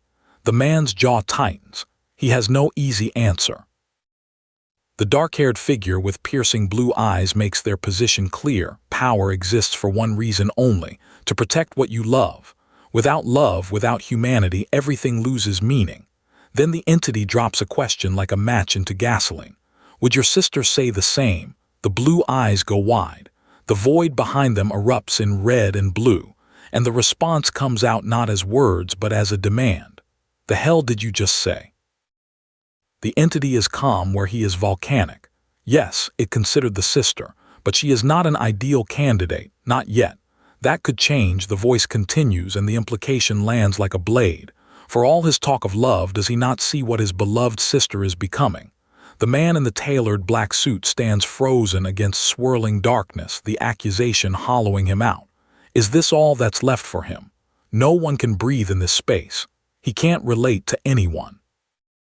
The light at the end of the tunnel, he can feel it beginning to disappear, and from somewhere deep in the despair, the young man arrives at a terrible conclusion. Sayeon must have resumed the entity's duties. She's always been stronger than him. The realization hits like a physical blow, a gasp, a flinch. And then from the ashes of that grief, what is there left to lose, if gaining power means giving up everything? He is prepared to do exactly that. Chapter 75. Gates of horn and ivory. The red energy radiates outward in violent spirals as the declaration echoes through the abstract dark. That light at the end of the tunnel is beginning to disappear. What's there to lose, if gaining power means surrendering everything? He is prepared. The chapter title drops like a curtain. Then silence. A solid gradient of blue. Something has just changed that cannot be undone. He already knows sacrifice. Sitting at a desk tangled in wires and scattered papers, the dark-haired figure reflects with quiet intensity. He gave up his youth for a good, normal life. Isn't this just another version of that? The silhouette looming in the darkness presses forward, and the question finally comes. Do you agree to become my champion? The figure at the desk pauses. Then, with the resignation of someone who has run out of other options, okay, fine. What will you take from me? And what will you give in return? The entity heheys with unsettling delight before pivoting to a different tone, entirely stark, absolute. I ask you again. What do you want, Sayeon Lee? The name lands like a thunderclap. Sayeon Lee, glasses, blue tie, glowing eye, begins to respond. And then a slap cracks through the void like a gunshot, snapping his face sideways, one eye blazing blue in the dark. Get a grip, Sayeon Lee. The internal command pulls her back, and she surfaces into a dim, quiet room, curly dark hair disheveled, heart hammering. Sammy is right there, wrapped in a blanket, long hair hanging loose, face streaked with tears she can't explain. Sayeon reaches toward her, voice carefully measured. It was just a dream. But the look in Sammy's eyes says she already knows it was more than that. Tears? He's actually crying. The dark-haired boy with round eyes touches his wet cheeks and can't make sense of it because that dream wasn't a sad one, or was it? The surreal swirling patterns fill the background like an unresolved question, and through the haze 2 lines echo back at him. What will you take from me? And what will you give in return? The dream wasn't over. It may never be. The cloaked figure doesn't apologize. They were worried. He was crying and everything. What were they supposed to do? The young man in the white shirt and blue tie absorbs this slowly, still processing. He nearly made a deal with a Godling. The entire thing feels hazy now, like it might have been a dream. But was it? He doesn't know. And that uncertainty, the possibility that when he closes his eyes again, the entity will be waiting, is its own kind of terror. Sayeon cuts the conversation short. Later, she promises. She wants to talk, but not now. The person in the bed stirs, a faint glow around them as they sit up and reach for their red-framed glasses on the bedside table. The moment the glasses settle on their face, their priorities snap back into place. The two aberrants from the begonia group. The time. Did anyone else get hurt? Even barely conscious, Sayeon Lee is already back to work. Yes, she's fine. Sayeon insists on it from her hospital bed, disheveled and glassed up, arms crossed with forced composure. The tall figure in white and black leans against the couch nearby, navigating this conversation carefully. Sayeon admits the embarrassing truth. She doesn't even remember why she cried. And then the detail that doesn't add up. Both aberrants fled the moment she arrived. The concerned figure reveals they took something from Sayeon's pocket to understand what happened. The pieces are being assembled, slowly. The dark-haired boy in the white shirt and blue vest exhales in relief. He hadn't actually told the group yet. The bluff worked. He's grateful. The girl in the white dress and black cardigan receives the thanks with sharp sarcasm. She's impressed he managed to construct a convincing lie while nearly blacking out. But the humor fades fast. She makes it plain. He put her in danger. He's smart enough to know better. Stop making excuses to feel better about it. Ryujin sits quietly in the hospital room chair, and the question Sayeon asks cuts straight to the bone. Do you think I'm a bad person? Or just a weak one? Ryujin doesn't recoil, doesn't offer hollow reassurance. Instead, looking at their joined hands in the foreground with something between irony and exhaustion, Ryujin offers the only honest answer available. Well, it's all relative, isn't it? In a world this broken, maybe that's the closest thing to comfort. Not nothing. The person in the hospital bed, long dark hair, red glasses, exhaustion written into every line, pushes back against the dismissal. And the curly-haired figure in the blue tie leans forward with wild, manic energy, insisting they don't know what was happening before they arrived. But the evidence does. A clear bag sits on the table. Inside it, 2 severed fingers. Proof preserved in plastic that Sayeon fought back, that she fought them off alone. The meeting room hums with dim blue light. A man raises his hand with sharp focus, eyes bright, while a silver-haired woman in a yellow jacket announces the countdown, 2 minutes and 23 seconds. But the shadowy figure lurking at the edges isn't interested in punctuality. Snake, Regal, Hope, and the boss are nowhere to be found. The cynicism in their voice is barely contained. How typical. And then a single name cuts through the room. Heron. The dark-haired boy in the white shirt and blue vest scans the room with serious eyes. Where's Hope? He always arrives early. Beside him, Minnie in her bright yellow outfit, long blue hair framing a face full of freckles, leans in with a different concern entirely. Her question lands with quiet precision. And who did that to your hand? The dimly lit room holds its breath. Whatever happened to that hand, it wasn't an accident. The ranking system is laid out level 8, level 9, the designation of aberrant officers. The explanation is careful. These rankings are less precise than those given to official corps members, but they mean something. And some rogue aberrants newer to the scene fall outside the system entirely. The shadowy figure with the long dark hair and the cane listens with the patience of someone who already knows how every ranking will end. Where's Hope? He's usually early. Minnie's blue hair catches the dim light as she poses her question again. Who did that to your hair? The man in white deflects toward strategy. The best defense is a good offense, and that's not their gift. Then the room shifts. An ominous figure in a black suit grins with a knife in hand, asking about Minnie's partner. And from the doorway, a hooded figure steps in with a quiet apology.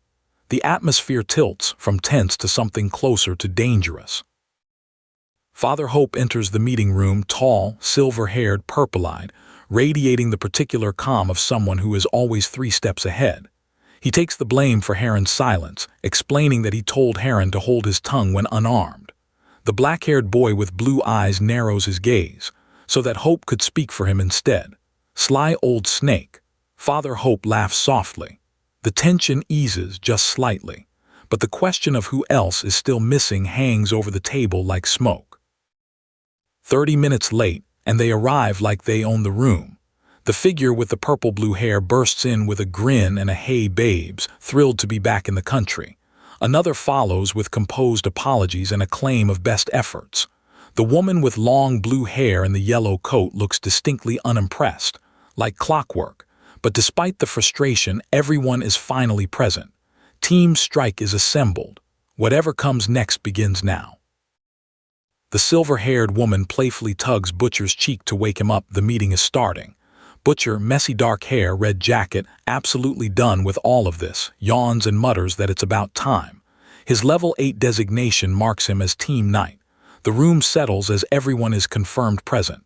And then in the background, a swirling portal hisses open. Warp. Something is arriving, or something is leaving. Either way, the supernatural has entered the meeting room. Do you know what it means to be a level 8 aberrant?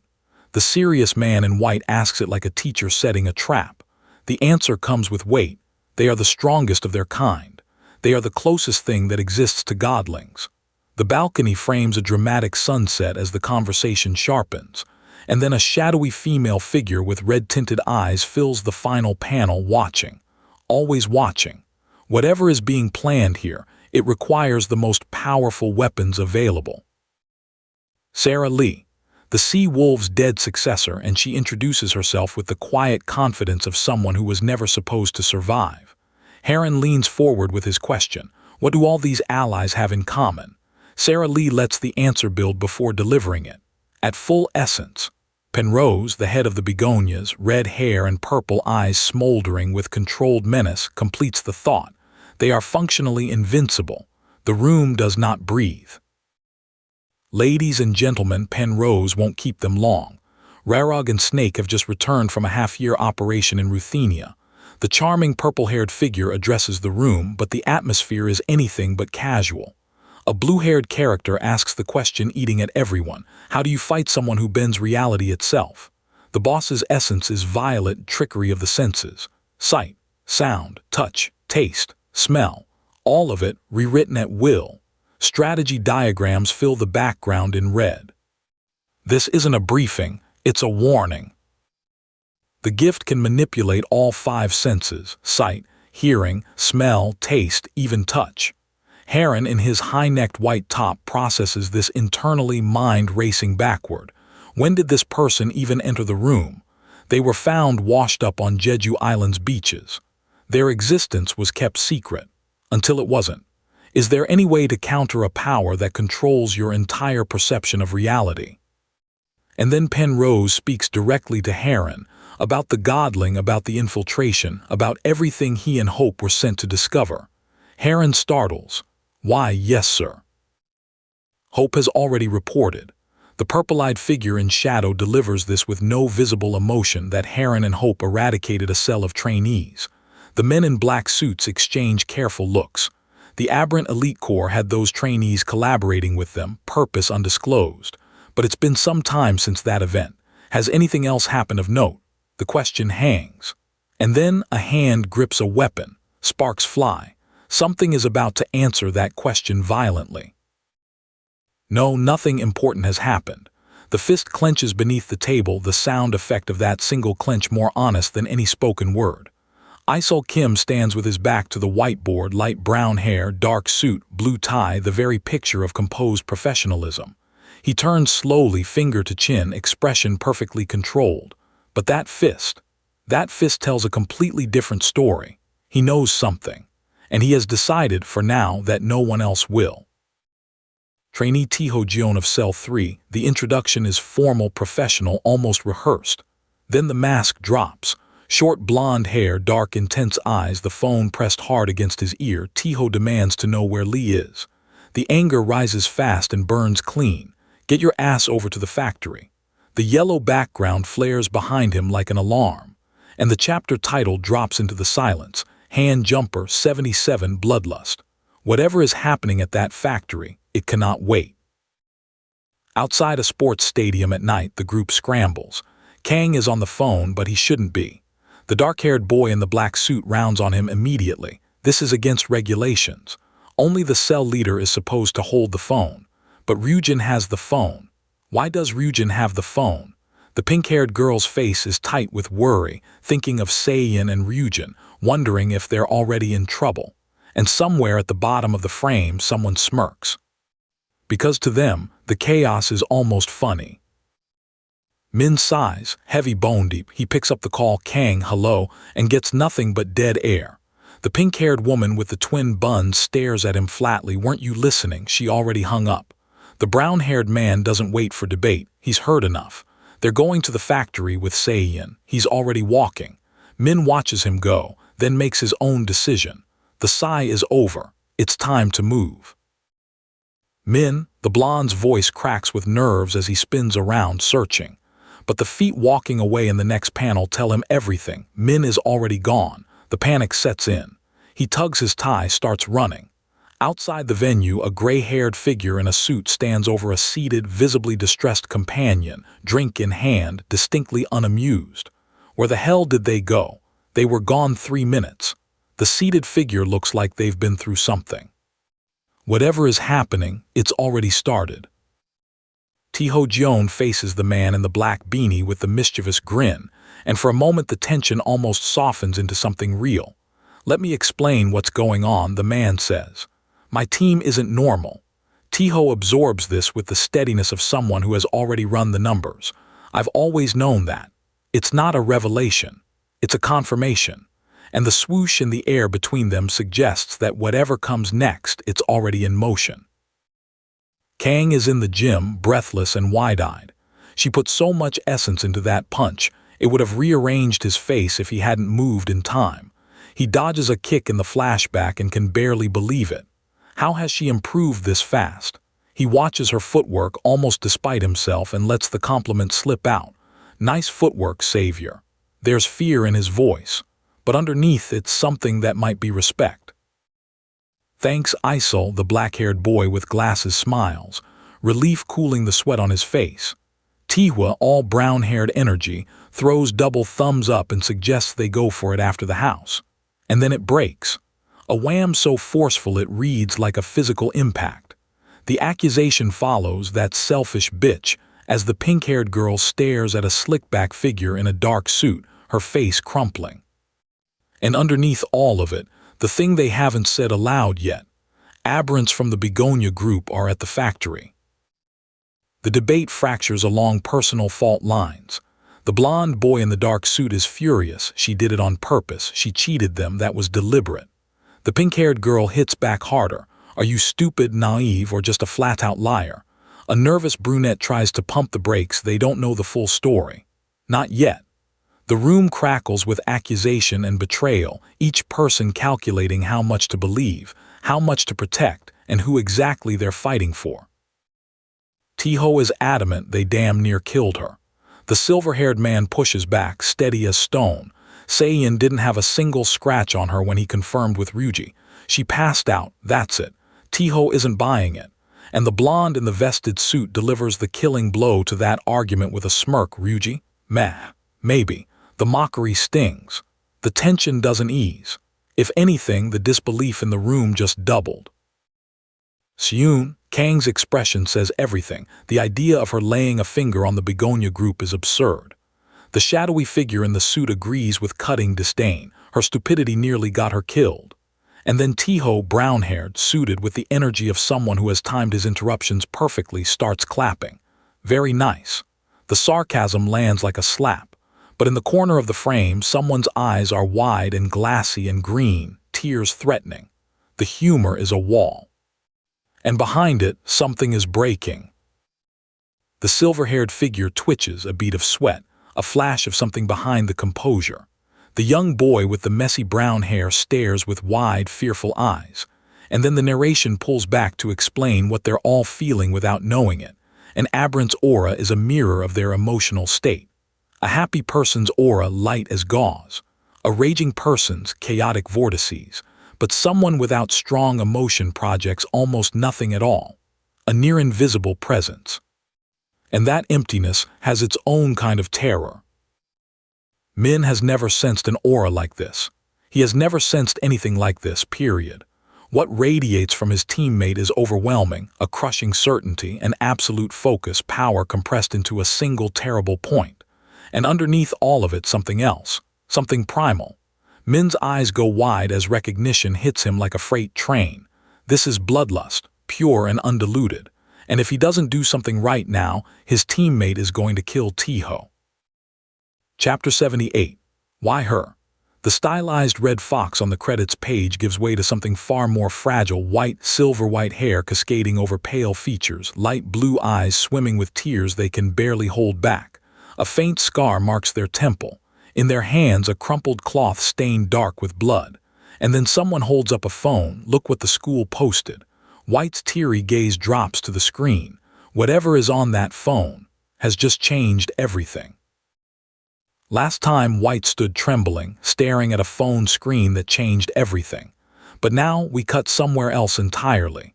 Red, leader of the Crimson Society, is grinning ear to ear, holding up his phone to show his crew. His sister Sayeon has just topped the leaderboard. She beat every last competitor. And Red, he's practically glowing, proud, bemused, a little stunned that she refused every tutor and resource he offered her. Something splashes into the water below and Red doesn't even flinch. He's too busy marveling. Is there a single kid in the world, he wonders aloud, as sharp and as driven as his little sister? Then he flips the phone around again, her teacher's feedback, glowing with praise. Brilliant. Aced every exam. His grin doesn't fade for a second. This is a man who runs a criminal empire, beaming like a proud big brother. Meanwhile, somewhere far more chaotic, a girl in a brown blazer and glasses declares herself the sole remaining speck of goodness in this cruel, blackened world. She's not being ironic. She's completely serious. Or maybe she is. The character beside her looks utterly unimpressed. The banter flies fast, the laughter barely covering the tension underneath. Because in this world, even the lightest moment carries the weight of everything they've survived. The levity dies the moment White comes back into frame. Silver-white hair, light blue eyes swimming in unshed tears, and beside them a dark-haired figure in a deep red cloak, lips curled into something that barely qualifies as a smile. The officer is dead, the cloaked figure says. No one will find out. Their tone is almost bored, almost gentle, but every word is a leash and White knows it. Then the mask slips just for a second. A girl with short brown hair leans close to White, voice shifting from taunting to almost tender. She was just playing, she says. She didn't mean any of it. White, sweetie. But White's eyes stay downcast, pale and hollow. The affection feels like another trap. Because in this world, kindness from the wrong person is the most dangerous thing of all. The white-haired figure erupts. How could she love that girl more than she loves us? The pain in those words is raw and real. Across from them, a dark-haired figure in a black suit and red tie sits in shadow, face unreadable. And then the timeline fractures because suddenly a silver-haired girl steps forward and introduces herself. Sayeon Lee, a name that echoes through everything that's happened since. And someone murmurs about a wish. And there she is, Sayeon Lee, level 1 trainee, red glasses, that quiet smile that never quite tells you what she's thinking. Someone asks what she'd wish for and she tosses out world peace with a laugh. Too boring. Maybe, but the scene pivots hard. Green energy crackles around her fist. Another character goes wide-eyed. The swish of movement cuts the air. Whatever this memory is, it ends on the edge of a strike. Inside a dimly lit gymnasium, the confrontation is already in motion. The silver-white-haired fighter moves with a quiet, terrifying precision, green weapon in hand, blue eyes locked forward. The dark-haired opponent in a white shirt is already scared. Then comes the impact, a thunderous WHUD that echoes off the wooden floor. The dark-haired boy staggers. The silver-haired fighter holds their ground, breathing hard, but not backing down. The aftermath settles in shadows and blood-red mist. A gray-haired girl peers down, expression unreadable. The dark-haired boy winces, muttering about the pain. Someone asks if he needs assistance, earnest, almost out of place in this charged air. But it's the dark-haired girl with blood on her lips who commands attention. Her internal monologue is laser-focused. Pay attention to surroundings. Utilize them. She's not thinking about the pain. She's already calculating her next move. The white-haired figure speaks in a voice soaked in regret. Somehow, you managed to impact my goals. The dark-haired opponent in the black suit grins. Let's keep going, they say, for love. Then comes the gut punch, "You're the same age as my little sister," said not with warmth but with something far colder. The white-haired character answers back quietly, "She can hate me all she wants." These two are circling something neither of them can name. Then the scene fractures into chaos. Green and red bleed across the panels. A voice, ragged, desperate, cries out a single word that cuts everything short.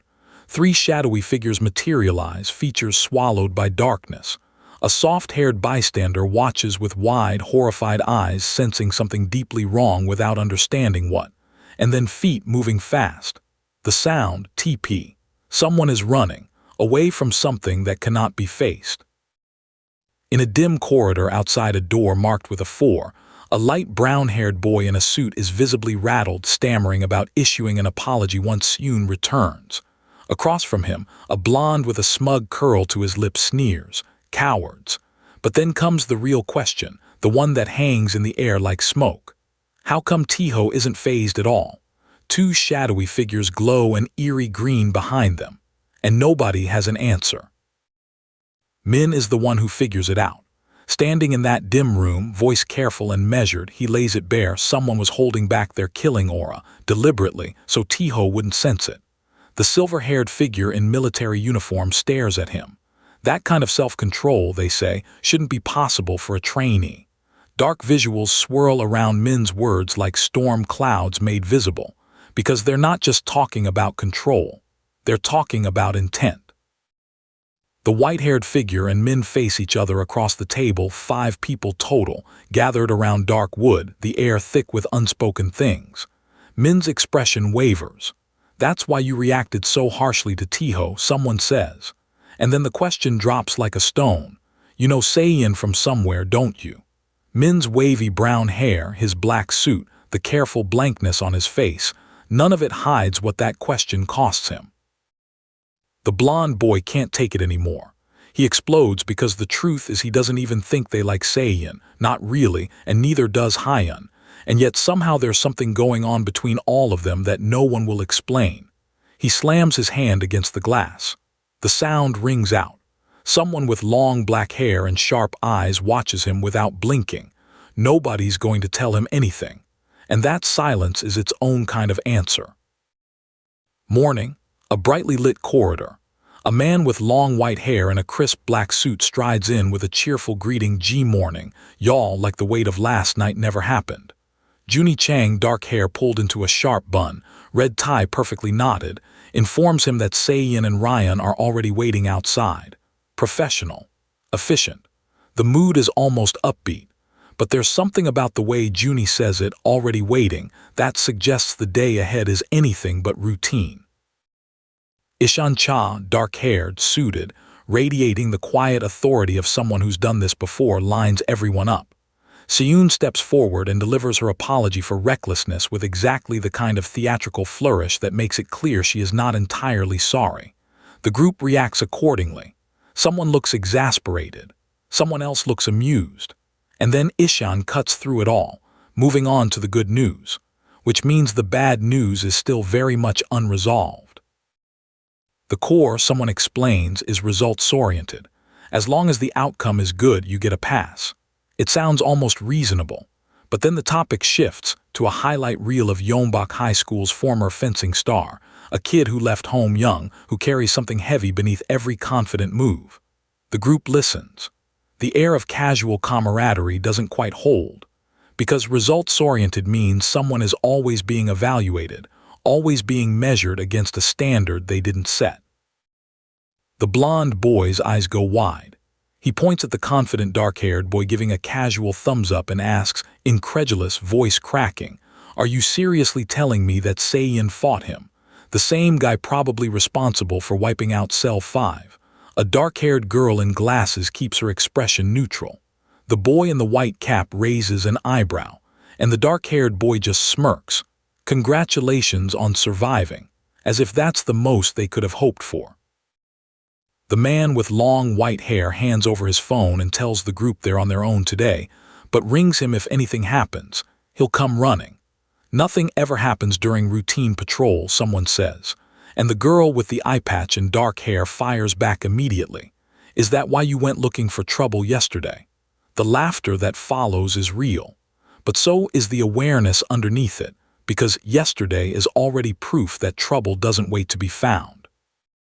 Sayeon isn't interested in normal. She makes that clear. The regular stuff isn't exciting enough, and without action her cell doesn't earn points.